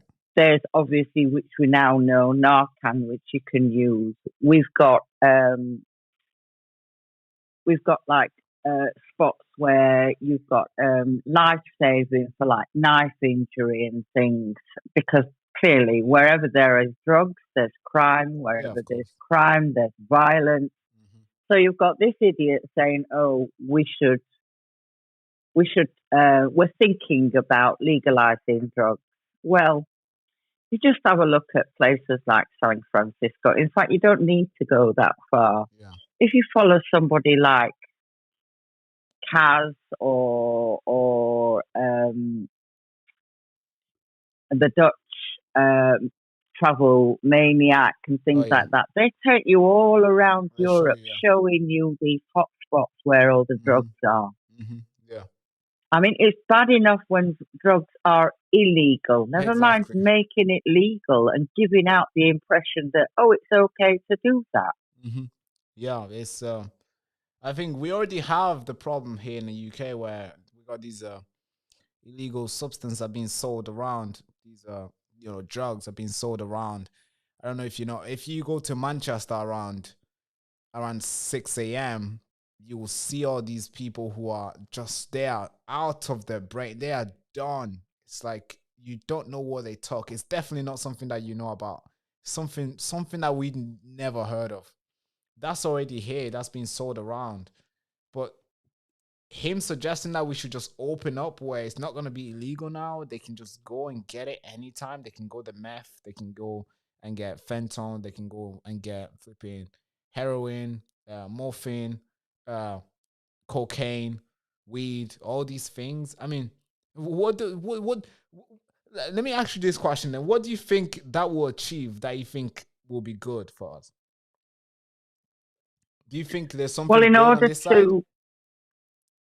No, because in order to obtain the drugs, you're going to need money. And if you're a drug user, you're going to be chaotic. You don't often get drug users who have got a standard kind of life with a job and things. Right. So it's going to increase the burden upon, like, the police and the crimes that are committed. That's going to escalate through the courts. Obviously, the solicitors are going to be making lots and lots of money. Right. But then through the services, it's already very, very difficult if you have a drug problem to get help through the services because they're so oversubscribed at the moment. Right. So it's more pressure on the drug services. Then, of course, more pressure on the NHS because you get, without, say, just going in, for instance, to use like recovery services to like detox from them, they get things like abscesses, ulcers, they have heart attacks, Again, there's the increase in violence, people's minds are not straight, so they fight with each other more. Yeah. Then that would translate into more violence into the home, and then again that affects the home where there might be children, so more children will be going into care. It's just the beginning of more chaos. We haven't got control of the chaos we already have, so why extend it? Yeah, exactly. I mean, that's the Green Party mission. So what would you suggest then? What would you suggest would be a good idea? Do you think we are good right now when it comes to drug use? Or do you think we need to make it even hard? Or do you think we should loosen up a little bit in this argument? Right. So the big one is we've got a lot of people criticise the police and the intelligence forces, but we've got some brilliant people working up high with the main players, the ones who are transferring the drugs from Colombia and places like that. Yeah. So they're working with them. Tougher sentences on the people who get caught for doing that. And also, we should confiscate their entire assets. Yeah. Right. Their entire. No, don't just leave the little wifey and, in the 15-bedroom house and they've got 4 bedrooms in other countries. Every single penny. Right. Confiscated. It's all right. We'll find a little 1-bedroom flat for your missus somewhere. But we'll confiscate that money. That money then we will use to go towards more treatment services for those who are suffering with addiction and things, and more support services for the families of the victims who are using the drugs, the drug users. Support the families because there's a knock-on effect there. Yeah? Yeah. And also bringing it further down. Sorry, I know you want to get in here, but I just want to bring it further down to street level. Right. Yeah? Not just a slap on the wrist if you've got caught dealing a bit of drugs. Make them sentences hard. Right. Make it so that, you are looking, if you're going to serve somebody something that is lethal, a drug is lethal. Right, true. If you're going to be dealing death, then you should have your life removed in terms of a life sentence. We don't have the death penalty in this country, but we can give you a life sentence in prison. Yeah, I mean, a lot of things that you say there will require a lot of work from our services, like meaning the police and the legal system, which will probably put a lot of strain on it already, since we don't have enough space in jails. And the amount of corners that's been dealing with drug, the amount of people who are selling drugs. If you were to suggest to arrest all these guys, I mean, we are gonna have to release some people. We are already releasing people for having not space. So if you suggest we should arrest all these guys, where are they gonna go? Are we gonna put them on house arrest? What are we gonna do? No, no, no, no. It is a multi-agency approach. This, yes, everybody has to be involved. Instead of us throwing, excuse me, but I'm going to bring in another subject. Instead of us throwing a whole lot of money away on foreign aid and nuclear weapons and this ridiculous net zero rubbish, right? Let us bring the money into creating a better environment in which we're living in now. They're talking about the world coming to an end. The world is billions of years old and it's been changing since the very, very beginning. We're not going to change it by a little bit of tax. And apart from which, when they charge you this ULEZ or fine you for being a low traffic neighbourhood and things, that's just creating wealth for the government. It's not actually doing anything about the environment. It's just creating more money in the pocket of the government. Yeah, because it's ridiculous.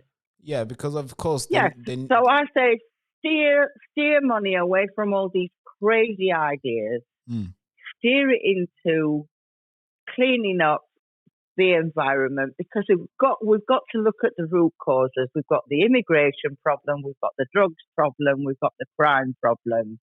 Yeah. These are main things, so we've really got to start focusing instead of saying, oh, let's help them over there and let's build Pakistan an airport there. And while we're at it, let's make everybody have electric cars. Oh, and by the way, men, if you wake up in the morning feeling a bit feminine, just let us know and we'll start calling you she-woman. Like hell, I'll never do it. Right. Instead of us being so distracted with all this stuff, you know what? There's wars going on around the world, not our problem. Yeah. So this country's not dealing with something tough. We've got to deal with ours first. Right. The one thing they do when you're in an aeroplane or on a boat or anything like that is, if you are the main person, you make sure that your life is safe first. Because if you're not safe, you cannot save anybody else. That's right. Yeah, they make you. And what are we doing right now? We're basically drowning while we're chucking life rafts and life rings and everything to everybody else while we're treading water. Yeah, exactly. No. Exactly. So you probably don't like the idea of sending £500 million to Ukraine. You probably don't like that idea, no?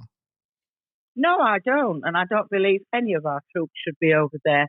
And I also find it very uncomfortable that President Trump is friendly with Putin, and yet Starmer is friendly with Zelensky. And Putin and Zelensky are arch enemies. What would happen if there was a world war? America is our ally. For goodness sake. Yeah. Where is Starmer's head? In fact, it's not about his head. I think it's all about his underpants. Somebody has got something on him. We know about these. Oh, absolutely. He's really in Zelensky. There's this nasty smell about 5 arsonist Ukrainian rent boys. We've got all these things. Yeah, we've got all this thing about him hanging around with people who knew Epstein and all this stuff.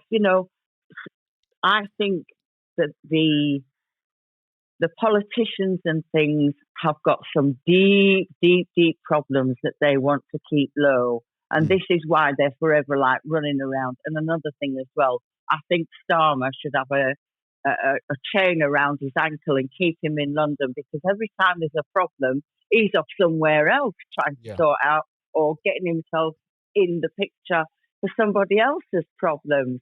I mean, that man is just absolutely, he's a coward. He's corrupt. he's stupid, and I don't believe any of this. Like, oh, apology to the House. What about a bloody apology to the people? In fact, I'll tell you the best way you can apologise, you fucking piece of shit. Right now, call a general election. And, that's it. I've just sworn now. I'm a lady. And I'm sure ladies can swear. Yes, I think occasionally we can use that F-bomb. And right now, if there's one person who deserves the F-bomb, it's him. And I'm talking about the swear word. Nothing that goes bang. Yeah. It looks like you're not in favor of Keir Starmer's, remaining in power. So which party are you voting for then? Which one are you waiting for? Are you a baby blue reform? Or are you a conservative? Are you advanced? Are you Green Party with Zach Polinsky? Or are you Lib Dems? Or maybe Labour? Baraka, I was standing about 1 foot from you last Saturday at the Advanced Conference. Oh, you was? Oh, I met a lot of people. Absolutely. I mean, I'm all behind Nick Buckley. I mean, I've been with Advance from the very, very beginning. I did vote Reform in the last election. Right.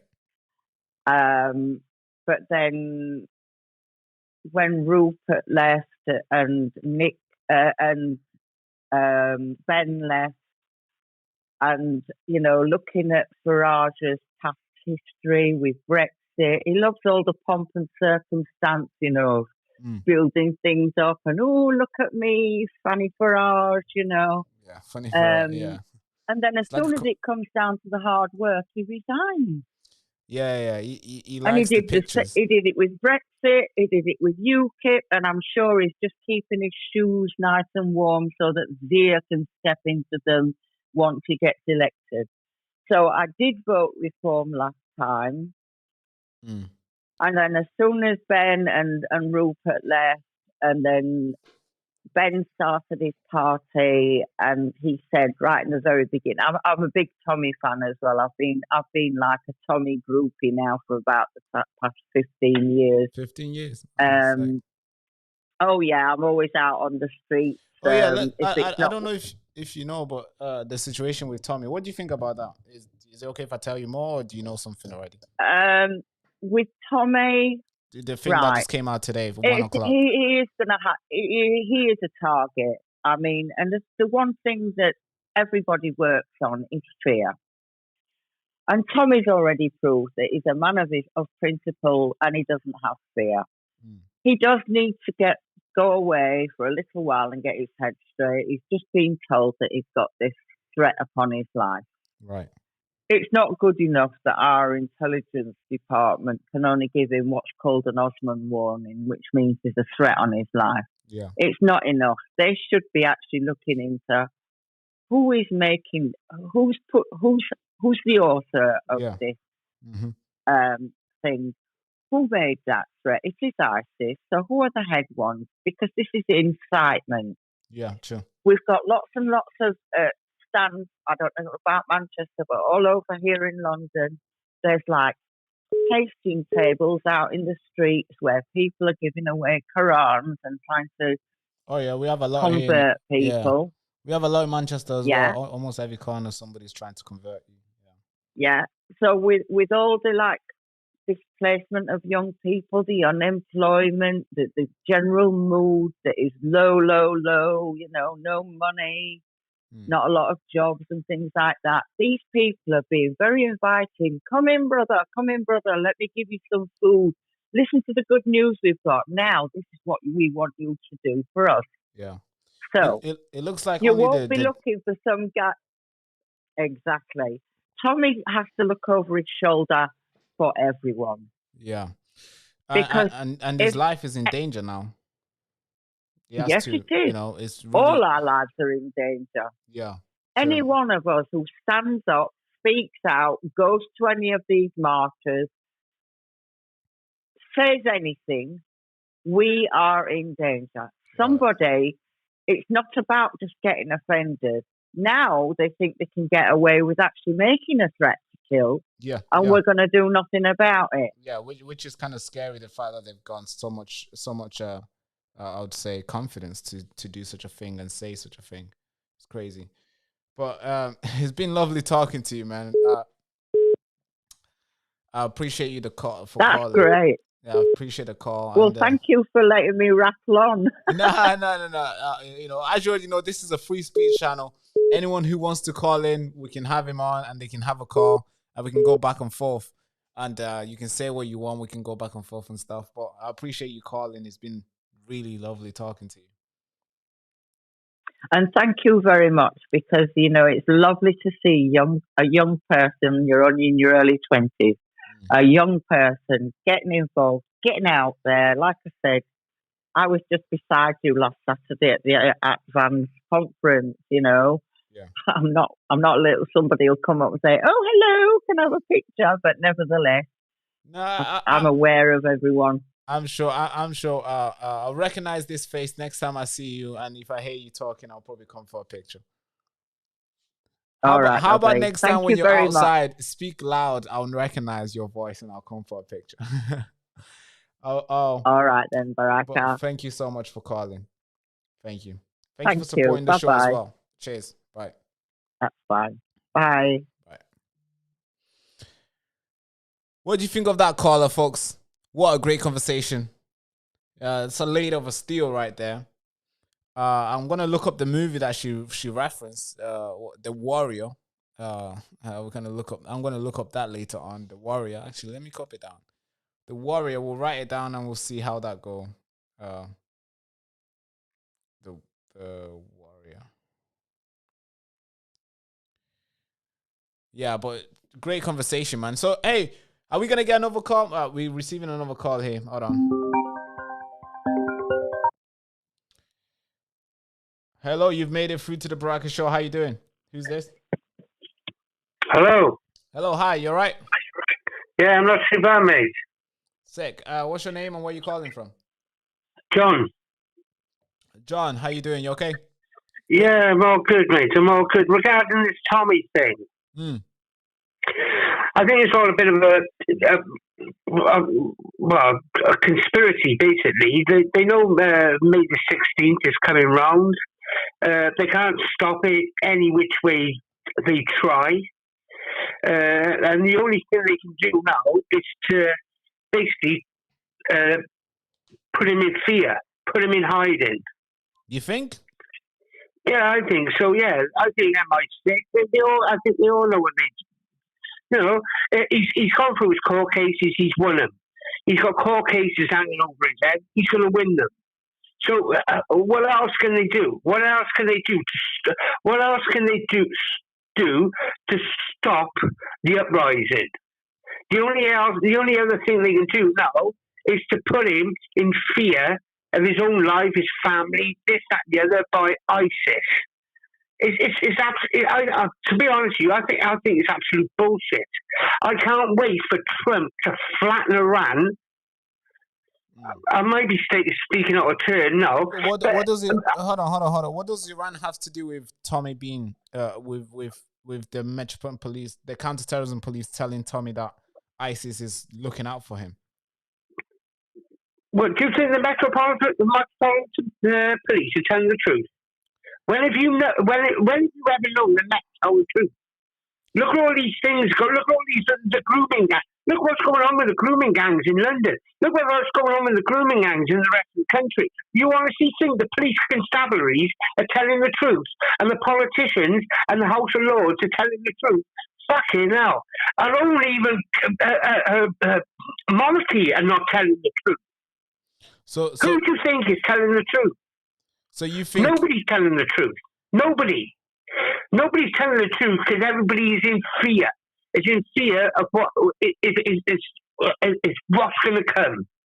The only person I feel is telling the truth is Donald Trump. When Iran goes, all the proxies will go. The Houthis, ISIS, this and the other, they're all getting funded. They're getting armed by Iran. They're not getting funded by Iran. They're getting armed by Iran. So once the arms have gone, the funding means nothing. Who are they going to get the bombs and the firearms from? They're not going to get them from anywhere. The only people who are arming these so-called Islamists is Iran. When you cut the head off a snake, the snake will just wither and die. Right. Yeah, totally. That's what I think. Yeah, totally understand. Iran has a lot of things to play with when it comes to all these terrorist groups. But it's not only Iran that's funding them. There's a lot of countries who are also pulling the strings. It's important to know. All right, then you're right. Then go on. Then you name the countries. All right. So Russia's on his ass. Russia's on his ass. Russia can't even defend itself.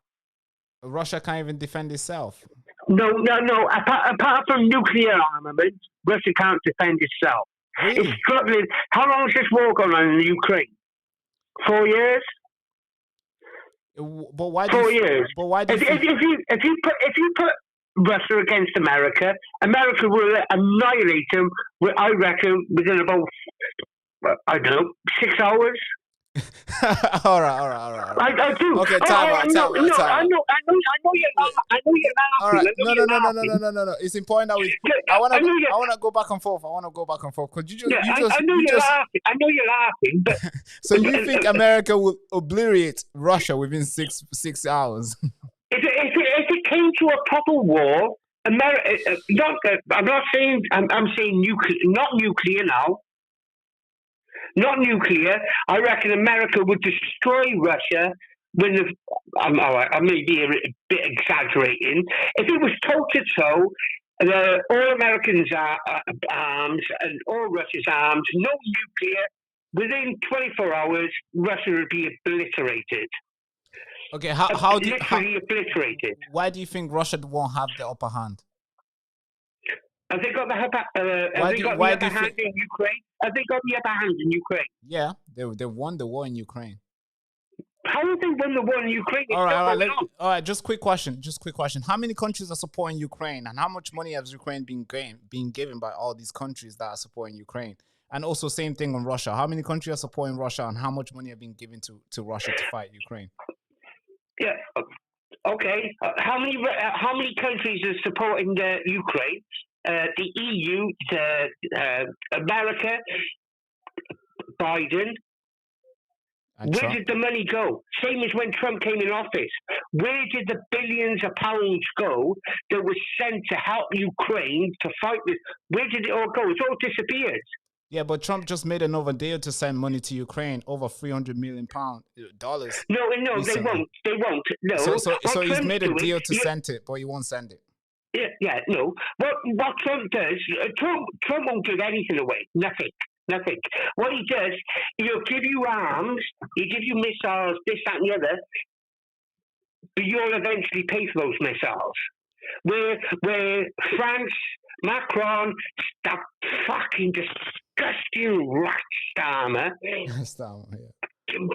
gave all this money, Germany gave all this money to Ukraine as non-refundable. Basically, you can have all this money, you don't have to pay nothing back. Trump came in and said, whoa, Biden gave you all this money, and we got fuck all for it. Yeah, but this is what happens. We'll give you money, we'll give you missiles. I think the missiles are giving Russia surplus missiles of the USA. The missiles are giving Ukraine now. America's got 10 times better missiles than that. They're not going to show. You only have to look at their aircraft carrier. You only have to look at SpaceX. You only have to look what they're actually doing, what they can actually do. So basically, it's exactly the same as what the USA did with World War II. They fed arms. This is what they feed arms. World War II, they fed arms to Europe, and then you're in debt to them. Yeah, that's the way it works. That's the way it works. I know. But America's not giving Ukraine anything. Trump's not giving Ukraine anything. He's going to get it back tenfold. He's not saying like what we did, like what Macron and the rest of them did. Yeah, you can have all this. We want nothing back off you. Blah blah blah. We'll just have a fucking threesome in the bedroom somewhere in fucking whatever, in Whitehall, me, Macron, sorry, not me, but like that dirty rat, Macron, and the rest of them. Anyway. Just a quick one. Coming back. Yeah, just a quick one before we go back to how we started this conversation. But so you mean your statement is that Russia is so weak that United States can beat Russia within 6 hours. Obviously, you retract that now. Yeah. But hold on. Let me finish. Go on. So Russia has been fighting Ukraine for how long now? 3 years now. They started the war. Coming up to 4 years, and they can't even push forward. Yeah, go on. All right. So let me just show you how Russia is winning. What? How is Russia winning? Wait. Hold on. Let me finish. Go on. So you have Zelensky fighting. You have Biden from the United States, and now you have Trump. No, Biden's gone. Yeah. You had Biden when the invasion happened in 2022, February 22nd. Just in fact, so the invasion happened. Biden was in. Biden supported. Now Trump is in. Trump is supporting. Keir Starmer was supporting. Boris Johnson was supporting. Rishi Sunak supported. Liz Truss supported. And we have all the EU countries supporting. And we have other countries outside supporting. But still, Russia is still fighting. So you're basically saying that in your argument, you can make an argument that Russia has beaten all these proxy wars against them. Because you have to see that United States is fighting Russia through Ukraine, but somehow they're not able to even beat Ukraine, to even beat Russia. They are conceiving every single day. Hundreds of people have died. Over 1.5 million Ukrainians have died. 500,000 more of people from Ukraine have died than Russia. Yeah. And now you're here to suggest that these guys are losing, even though they have more backing from a lot of countries. A lot of countries who back Ukraine have nuclear weapons. Still, they're losing. Yesterday, we announced... Who's losing? Russia? We're losing. We're the one that's losing. We're the ones investing money into Ukraine, and we still haven't won. If you think United States is that powerful, which I believe they are so powerful, if they are really that powerful that they can beat Russia within 6 hours, then Ukraine would have won long time. Yeah, but you know why the Ukraine didn't win a long time ago? Why? Because they wouldn't give them ballistic missiles. All they gave them was missiles for defense. So basically, missiles defend against missiles.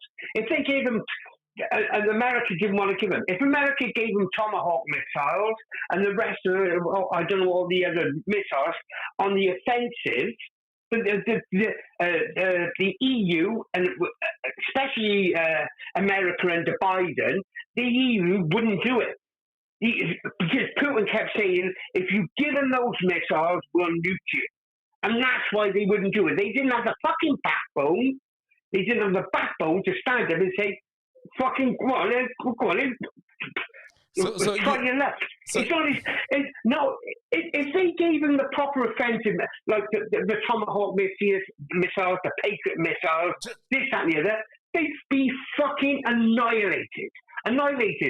Fucking Russia's been begging Iran.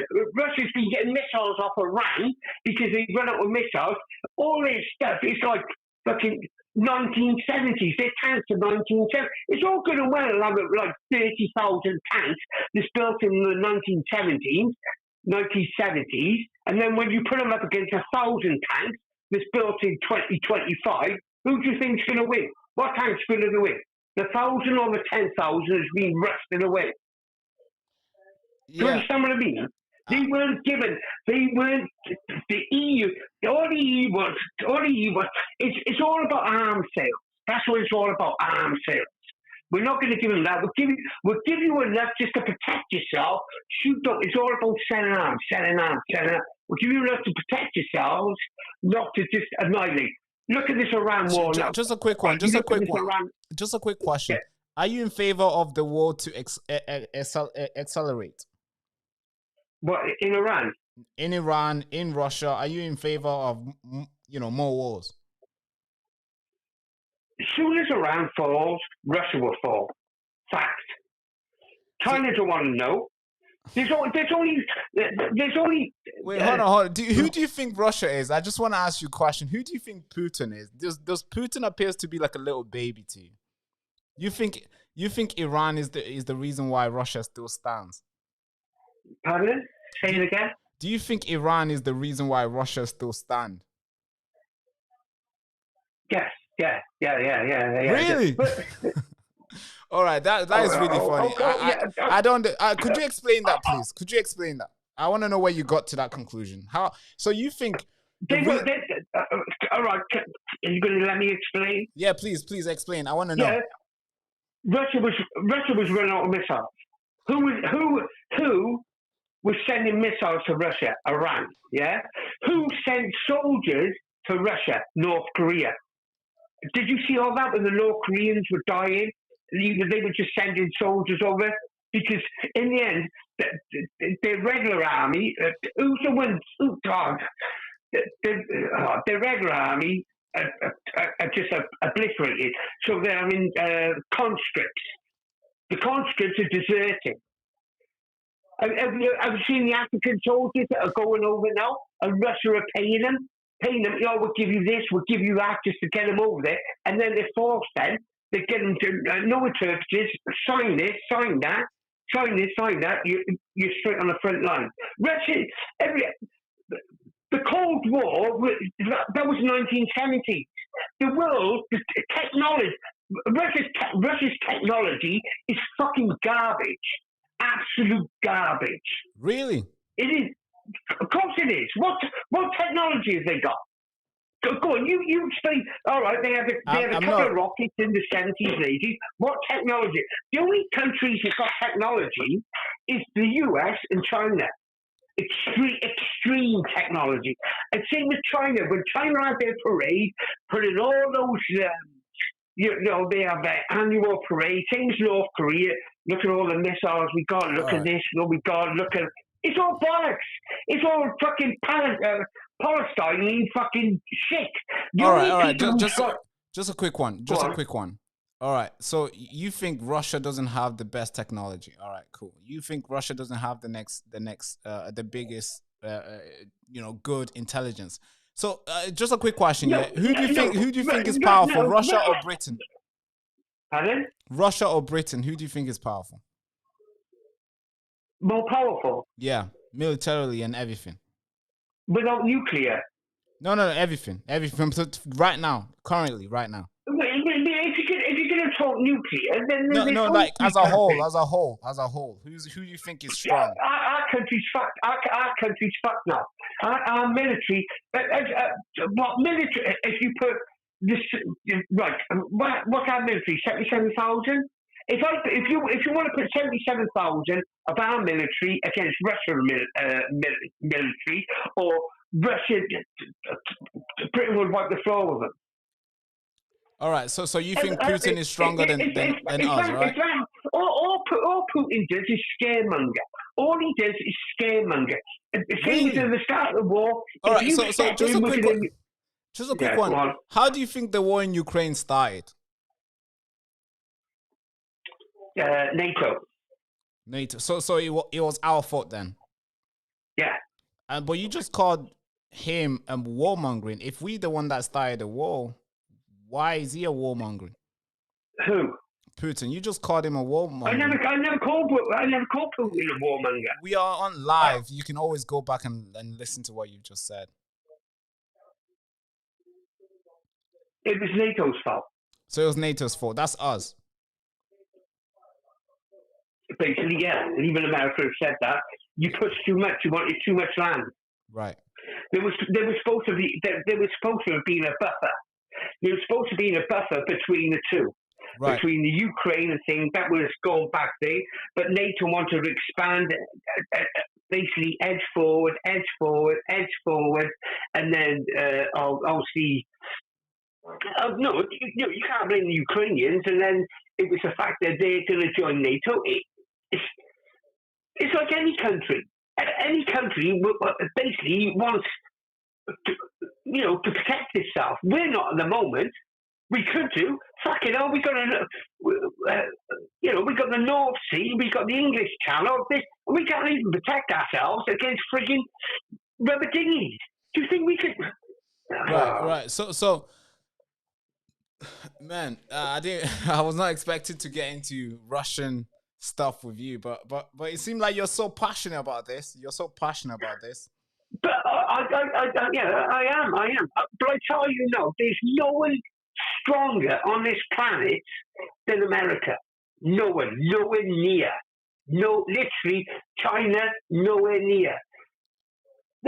You think? If that was the case, if everyone's saying, "Oh, China could do this, China could do that," if that was the case, China, when Russia tried to take Ukraine, China, they'd have the balls to go for Taiwan. But they know if they go for Taiwan, they're in fucking direct conflict with America. Really? You think that? Nobody on this planet can touch America. You look what SpaceX is there. Look what SpaceX is there. Who was the first person, when they sent that rocket up and the booster come down, and did you watch that? Yeah, I watched it. That's Elon Musk, yeah. And they grabbed it like that. And that's just what they want to show you. That's what you can just see.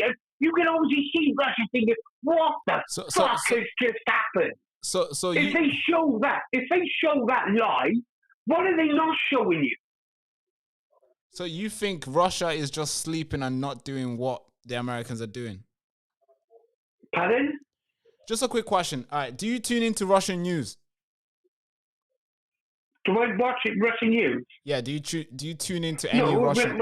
No, if I watch Russian news, I might as well watch fucking North Korean news. Right, so how are you saying they don't do what you see from American news outlet? How do I see? How do you know they don't do it as well? Like, we know Elon Musk because we use his app and we do it. You're forced to see Elon Musk's tweet. If you go on Twitter, you're gonna have to see Elon Musk's tweet. Yeah. We're forced to see it, but we're not forced to see what Russians are doing. So how do you know they don't have the same thing? Russia was the first. Russia has been the only country that has had more nuke than any other country in the world.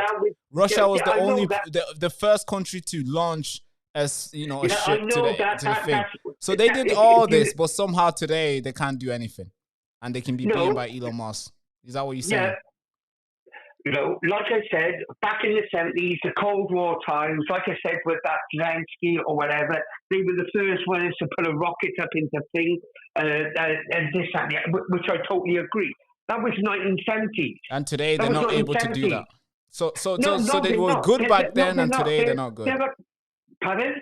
So you're saying they were good back then in 1970 during the Cold War, and before then.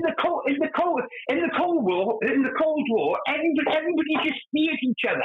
It was a case of, we got more tanks than you, we got more planes than you, we got more nukes than you. But warfare has totally changed. If you look now, Russia's going tapping out, is taking missiles off fucking Iran. It's taking missiles. It's bumming the communist countries for missiles because they're running out. But it's not running out. It's because they got all the 1970s. You can have 1970s missiles. You can have 10 billion. They're not going to mean shit against it. All right.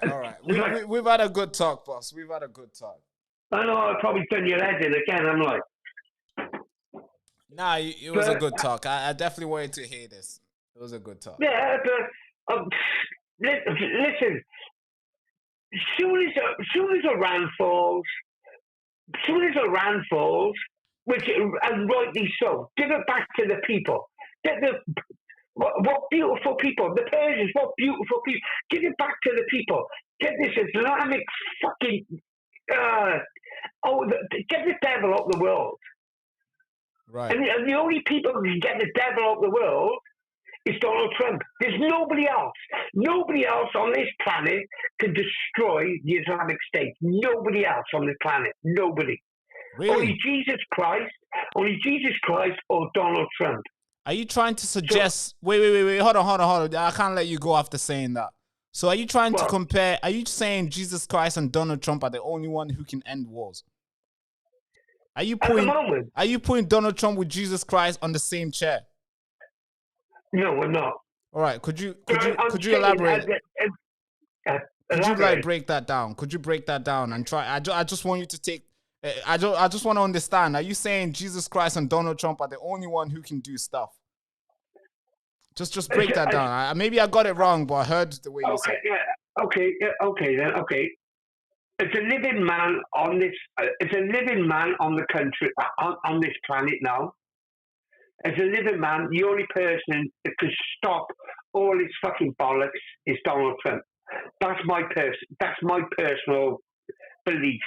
Right. Okay. As soon as that's my listen, you might think totally different.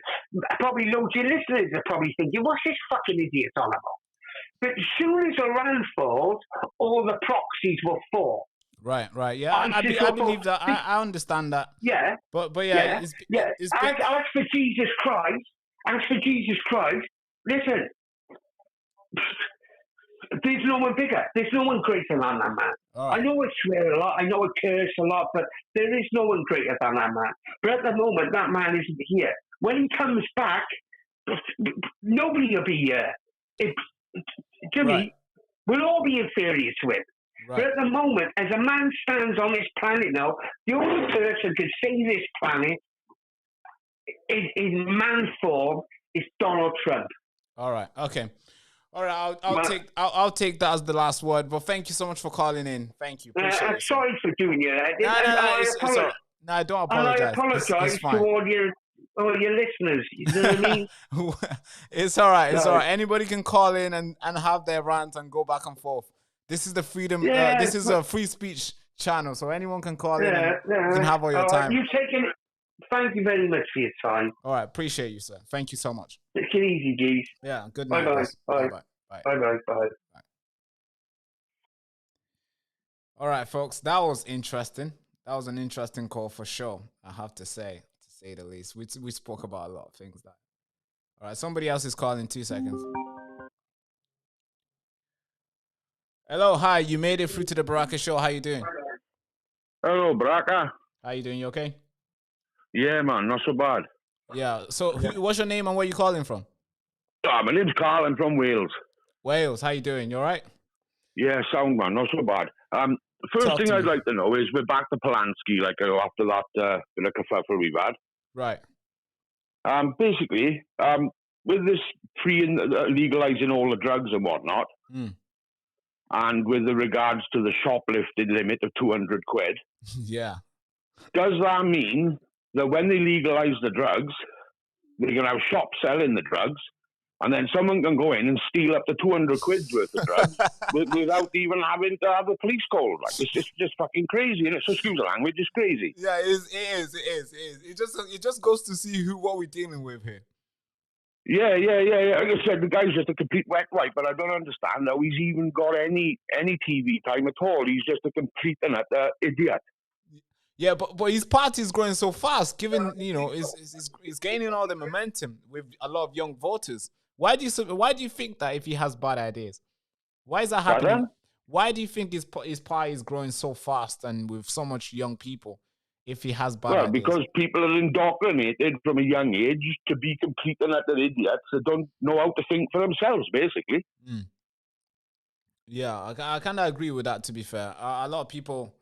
do you think it's because he's making it easier for people, where in a sense where he's going to be just giving them stuff for free? It's going to be easier for everyone, so people will just naturally be pulled into that? Well, to be honest with you, I think it's just the fact that the left have got so much power now that anyone that doesn't agree with the left is either branded a racist or a far-right bigot. And basically, you either listen or you get punished and trial by mainstream media or whatever, the same thing that happens to Tommy. You either agree with what you know is not true or you're branded a wrong one. Yeah, true. I kind of see that as well. It looks like the left, especially the Green Party, they've received a lot of support from the mainstream media for sure, given that they are fairly new party in a sense, a new leader as well, but his name has been spoke about almost every single day in the media. And you don't see that among other parties like Advance, and obviously Reform is now a mainstream media party, so of course people talk about them. But yeah, it's crazy that we have people like him who will potentially be the next prime minister. But politically, where are you leaning? Are you in favor of Zach Polinsky's plan, or do you just disagree with this one? Polanski, to disagree with him completely. As far as I'm concerned, if he wants that sort of rule in the country that he lives in, he needs to pack his bags and piss off to Canada. Canada, okay. But yeah, you see what's happening out there. It's like Dawn of the Dead, isn't it? You know, he's and going to some parts of Vancouver, America. You're looking in the neighborhoods, like, you know, and this is like you're talking 8, 9 o'clock in the morning, and you got people walking around, walking, they're sleeping, standing up, half of them. You know what I mean? If that's the sort of country he wants to live in, he needs to pack his bags now and try and get a Canadian passport or something, like, because he's not welcome in this country as far as I'm concerned. He's a complete and utter idiot. Yeah. So why are you leaning politically? Who has your vote, or maybe who you think? I paid my £25 and joined Advance soon as I heard Ben Habib speak for the first time. Oh, for real? Yeah, definitely. Yeah, Advance UK all the way. What caught you? What caught me? Yeah.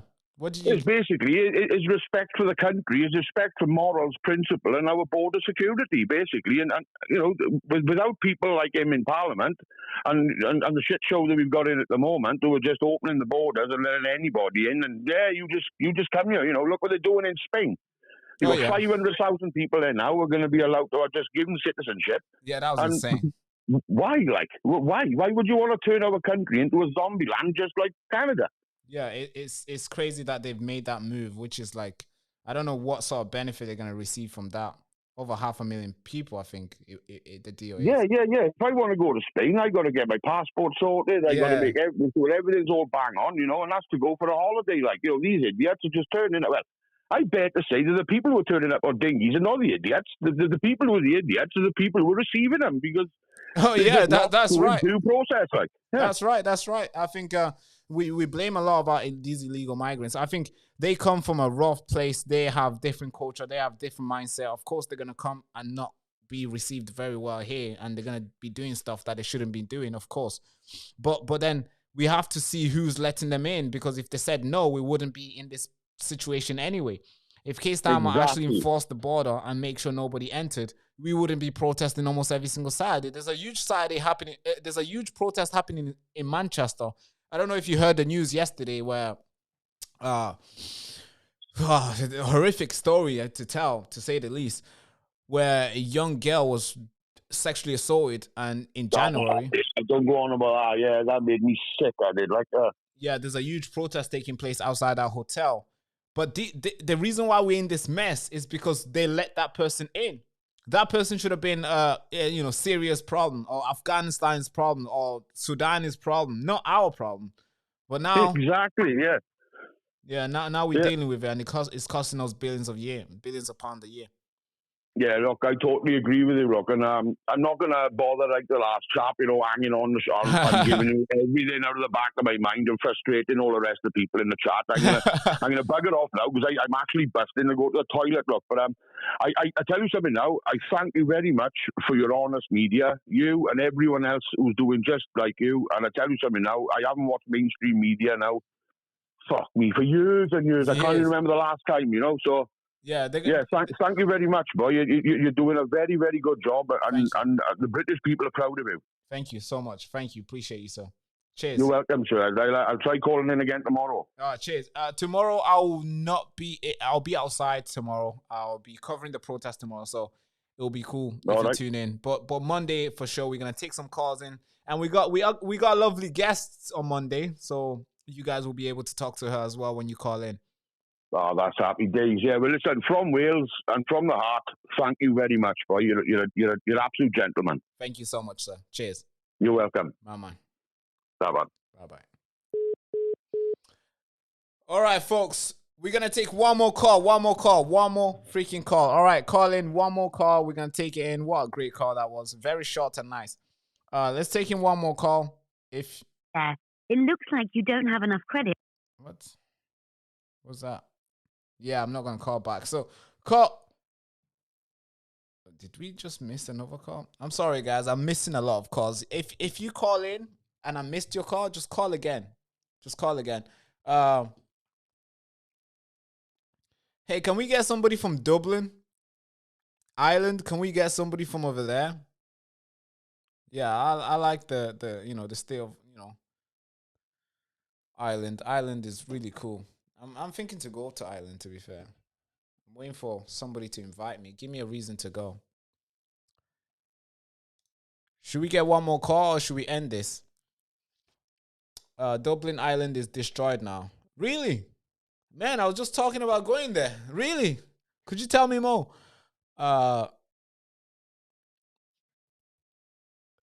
Jason says we need action. Yeah, for sure we do. A lot of it. Somebody asked, where's the protest tomorrow? I think the protest is happening in Altrincham. I think it is Hales. Hold on 2 seconds. Let me find the location of this protest. I got a couple friends who have organized this. There he is. Okay, there he is. Let's see where the protest will be. The protest will be in Ashley Hotel in Manchester, Hales. Yeah, Hales, Manchester. It's near Altrincham. If you're from Manchester, you'll be able to see it. If you just put Manchester Hales, you'll be able to see it. That's where the protest is taking place. But yeah. Okay, cool. Can we get one more call or should we wrap this up? Do you guys want to wrap this up? One more call? One more call? One more call? No? I like this call idea. I think it's the first time we did it, I just enjoyed it. We can go back and forth and stuff. I know like doing the chats and stuff is good. It's also good. But having somebody on a call and going back and forth is way better. It's simple. It's easier to understand each other. And plus it costs nothing as well. So it's like, if you have WhatsApp, you can just call in for free. If you have a normal phone, you can just call in, whichever, it's going to cost whatever it cost on your, just average cost for your data plan. And then we can have a discussion. And if you're from outside the UK, you can call in on WhatsApp as well. So lately I've been drinking a lot of Coke. I don't know if that's bad for me. I know some of you guys in the chat are saying, hey, that's not good. I don't know if it's bad for me, but I've been drinking a lot of Coke lately. I got a big bottle. I think this is my second bottle this week. Man, you can tell I need a lot of sugar. Maybe I should listen to Zach Polinsky. I should be taking some sort of substance to reduce my usage of Coca-Cola. Oh, God. Try, gentlemen. Yeah, so if you even tried to, so somebody try questioning Genuine about UK immigration and crime and see if you can get honest answer. It's really weird. I'm sure. You have to know who controls these AI. A lot of people who say, oh yeah, AI is going to give you the truth. No, AI gives you what what is programmed to give you. Of course, it's not going to be programmed to give you the truth. Come on. Let's be serious. The mainstream media, the big guys won't tell you what program this thing to tell you the truth. So it's going to be programmed to tell you what they want you to know. And that's why when you ask AI about certain things, you don't really get the truth because of course, it's like they give you just the little thing that's been reported. And guess what? They don't report these things. They don't report the immigration and crimes and putting it together. They don't report that. So AI doesn't have those numbers. And if they do, they're not going to give it to you how you want it. They're going to like distort it in some ways. All right, folks, it looks like nobody wants to call, so we're going to end the show right there. Thank you so much for tuning in. If you're new to the channel again, imagine. See, this is the problem, yeah? So, this is what happened. Yesterday, after we were on the show, we opened up the phone calls, and a lot of you guys called. We spoke, we went back and forth.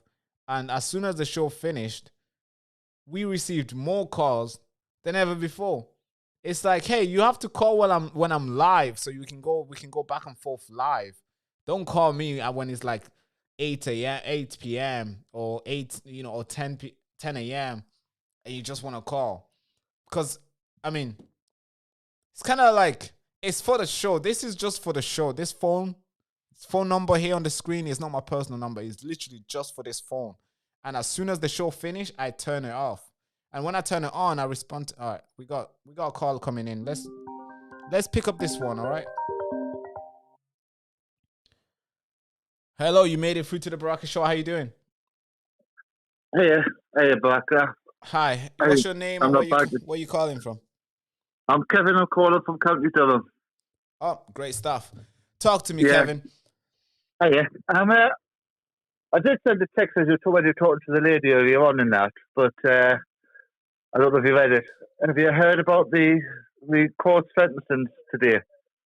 The court sentence of the men who were trying to kill hundreds of Jews in Manchester, yes. Yes, and the guy, I forgot his name now, that tried to kill the soldier outside the barracks. Yeah, the black man who stabbed and tried to kill the soldier near the army barracks. I think this happened in 2024, early 2025. Yes, I've heard of it. He received, was it 7 years or 8 years? Yeah, they're 7 years and 162 days, I suppose. A life sentence, so it's a minimum term. Yeah, kind of strange the fact that he was trying to kill a man who was dedicated his life to serve this nation, and he only receives 7 years in jail. Probably going to serve half of that and come out in 3 years. Like I said, I don't know how pissed off people. There's loads of pissed off people in that. Yeah, sorry, go on. Yeah, sorry, I'm just moving there. Sorry. Like I say, a 7-year sentence for attempted murder is absolutely diabolical. Yeah, this is what we have here, and it kind of emboldens these people, especially the people who have nothing to look up up to. Because if this man was not, if this black guy who tried to murder the army, the soldier, this guy now is going to be housed. He's going to be given everything that he wants. He's going to stay in a place where he has where the room will be hot. He will receive free meals a day. He's going to be in a place where there's going to give him games. He's going to have all these stuff. And the crazy thing is, he's going to even have an opportunity to have sex. That's how crazy it is, given the amount of time that a lot of girls who work in prisons have been having secret relationship with inmates. So he has all this fun stuff. Yeah. And within 3 years, he's going to be out walking about. And he won't get out in 3 years. It's he'll be doing the full term. He's going to be doing the full term. He got life with a minimum of 7 years and 162 days. Yeah, but he could be out in 2032 instead of 2033 because he's already served about nearly 14 months on remand. Exactly. So you see, that's not a very long time. That happens very quick. I mean, just like yesterday, it feels like yesterday we were doing COVID, and look at now, it's like it's been 4 or 5 years. Yeah, exactly. So in the next, it's gonna happen so quick, and this guy will be walking among us, bro. I know. I'm hoping that he'll be. I forgot his name now. There's one prisoner that was arrested in the 70s. He's been in prison since the 80s, but didn't get a life sentence. I'm hoping he gets locked up for life like him. He'll never get released. Yeah, I hope so. But doesn't that say a lot about the situation in the country right now? That a soldier is being stabbed multiple times outside. Sorry, go ahead. It says a lot because when I see a soldier, you always feel a sense of pride to see a person in a uniform because you know that person will do anything to protect you. And you always gonna show them respect regardless of how it looks, where how tall, how short, what gender. Because they've chosen to possibly lay their life down for our country. Yeah, exactly. They've chose to possibly lay their life down for you and I. One call they're gonna be in a foreign land. It could be Afghanistan, it could be Iraq. Say what you will, but they're actually protecting us in a whatever claim that. Whatever reason how we made to send them there. But we should be respecting these guys. But now we have people who want to stab them to death. And then we have the justice system that's only going to punish them with 7 years in jail. So which is basically a laughing stock. Attempted murder should have been given at least 14 to 16 years minimum. 20 years, I'll say. Yeah. 20 years, I'll say. Serving all of it. Those two that the terrorist attack against the Jews, which could have turned out like Bondi Beach in December, has gotten the younger one, the 30-year-old. I forgot his name now. 2 seconds. Is it Wahil? Walid Sadoui. Walid Yeah, Sadawi. he got 37 years, and the older one, Amar Hussein, got 26 years. I think, got 27. Which that's a good sentence. That's what That's good. That's evil person that tried to kill the soldier should have got. Yeah, exactly. But apparently that guy gets 7. But that's the problem we have. It's like we have a lot of people here who want to see blood. Do you sense that? Yeah, see, I do sense that people want to just basically hurt us because of what the Royal Navy did hundreds of years ago. But why would they want to hurt you and I? We didn't do anything. Well, a lot of them would basically say that we're not following their faith. Yeah. And like the same way of, what's it called again? I think it's like infidels. I forgot what it's called now, where basically, but yeah, they say they hate us. I don't know why, but we can't control what happened in our past. Yeah, I mean, you wasn't there. Yeah, we shouldn't get punished for what was done over 100 years ago. Mm-hmm. Yeah. It's like slavery. I don't think they should get reparations for slavery because none of them have endured it. Yeah. I feel the same about slavery too. You know, nobody should be. There shouldn't be any reparation unless somebody's actually benefiting from what was done back then.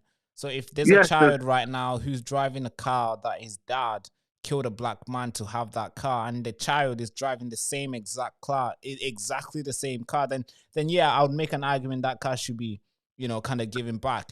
But there's no such a thing as such.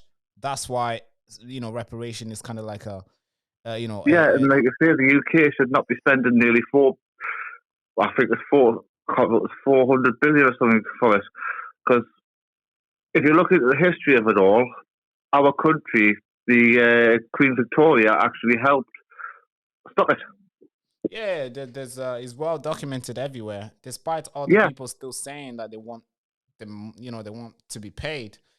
It's documented. And if they are going to get paid, then I do believe if they're going to get paid, then us white Europeans should get paid from Muslims due to the Barbary pirates and what they have done in about the same time, kidnapping, murdering, raping, and taking them off to the places like what is called like Palestine now under the Ottoman era. They were literally the Muslims had told some Barbary pirates to go to Europe, capture. If they don't want to be captured, kill them, and bring them over here as slaves. Not many people say that. There's over 1 million white Europeans were actually enslaved by Muslims. Yeah. It was not just brown people. That's not that. But reparations of what happened to the black people. It was horrible. Yeah, it wasn't. But just, if they are going to get reparations, then we should get reparations. Yeah, for sure. It wasn't just black people who got enslaved. It wasn't just brown people. The Irish people got enslaved too. There's a lot of white people got enslaved. The British people also some minority got enslaved. The European also got enslaved in some sense. So yeah, if we're gonna pay reparation to slavers, to people who suffered, we should be getting returns. We should be paying for everyone then. The enslaved Europeans from the UK and France and Spain and stuff like that. Yeah, we should make it inclusive. Yeah, exactly. Yeah, that's the kind of word I'm trying to say. Yes, if one gets it, all get it. We should make it inclusive, right? That's a protest that we can go about. But thank you so much for calling in, sir. I appreciate you, man. No problem. It's been lovely. Hope you have a great evening and a great weekend. Yeah, you too, sir. Thank you so much. Cheers now. Bye-bye. Bye-bye. Bye-bye, sir. All right. So we're gonna no more calls from there. All right. There is a missed call that came through while I was talking to my good friend there, but we're not gonna pick that one up. We're gonna call back. That will be the last call for today. So Gotta turn off this phone. All right, folks. What a great chat. What a great chat. What a freaking great chat, folks. But thank you so much for tuning in. If you're new to the channel again, make sure you like, comment, and subscribe. That was a good chat, wasn't it? Do you guys like the phone calls? I really do like the phone calls. If you can make the calls, make the freaking call. You got the number. Save this number on your phone. Save it on your WhatsApp. Download it. Save it. Call it the Baraka Show. Call in. Just save the number.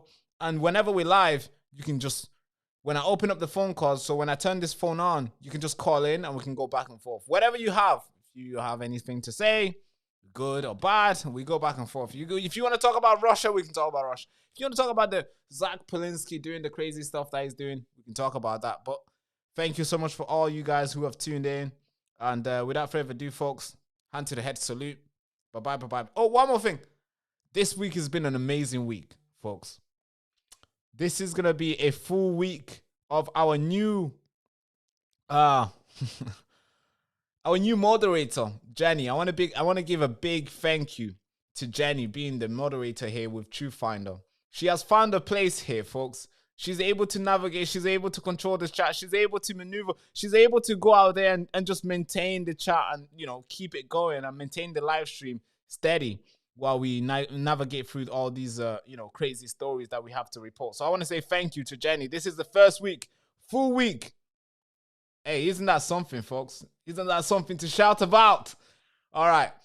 And also, of course, TruthFinder is a warrior, as you can tell by the name. But TruthFinder, thank you so much. Jenny, thank you so much for doing the amazing work. I love you too, Jenny. You've been doing an amazing work here. I really appreciate you guys and TruthFinder as well. And, of course, the team here also, they do good work. They find good story. They dig very well. And they try to make me as smart as I am today. But thank you so much, folks. Bye-bye, bye-bye, bye-bye. Thank you. Long, and every time you try to resist, they put you in jail. For my children. You control your mind for so long to the point where you let them decide what your kids should learn, what gender they will be. And now you've let them to come for the whole nation, destroying what Britain once stood up for. They use this media machine not to report the facts to you, but to tell you what to think and what you should do. Always be careful. They're hiding the facts behind the noise, and they're recruiting pedophiles to tell you how to behave. And these politicians who meant to protect you, they're out there smashing your head on the ground. And no jail time for them. This road we've been on has been very dark for a very long time, and it's time to shine a light on the truth and advocate for justice. We the people make the nation, and if we don't stand up and advocate for justice, then we certainly won't make this nation great again. So we have to create a place for that, a place that can contribute to a more informed society. And that place is Next Frontier Media.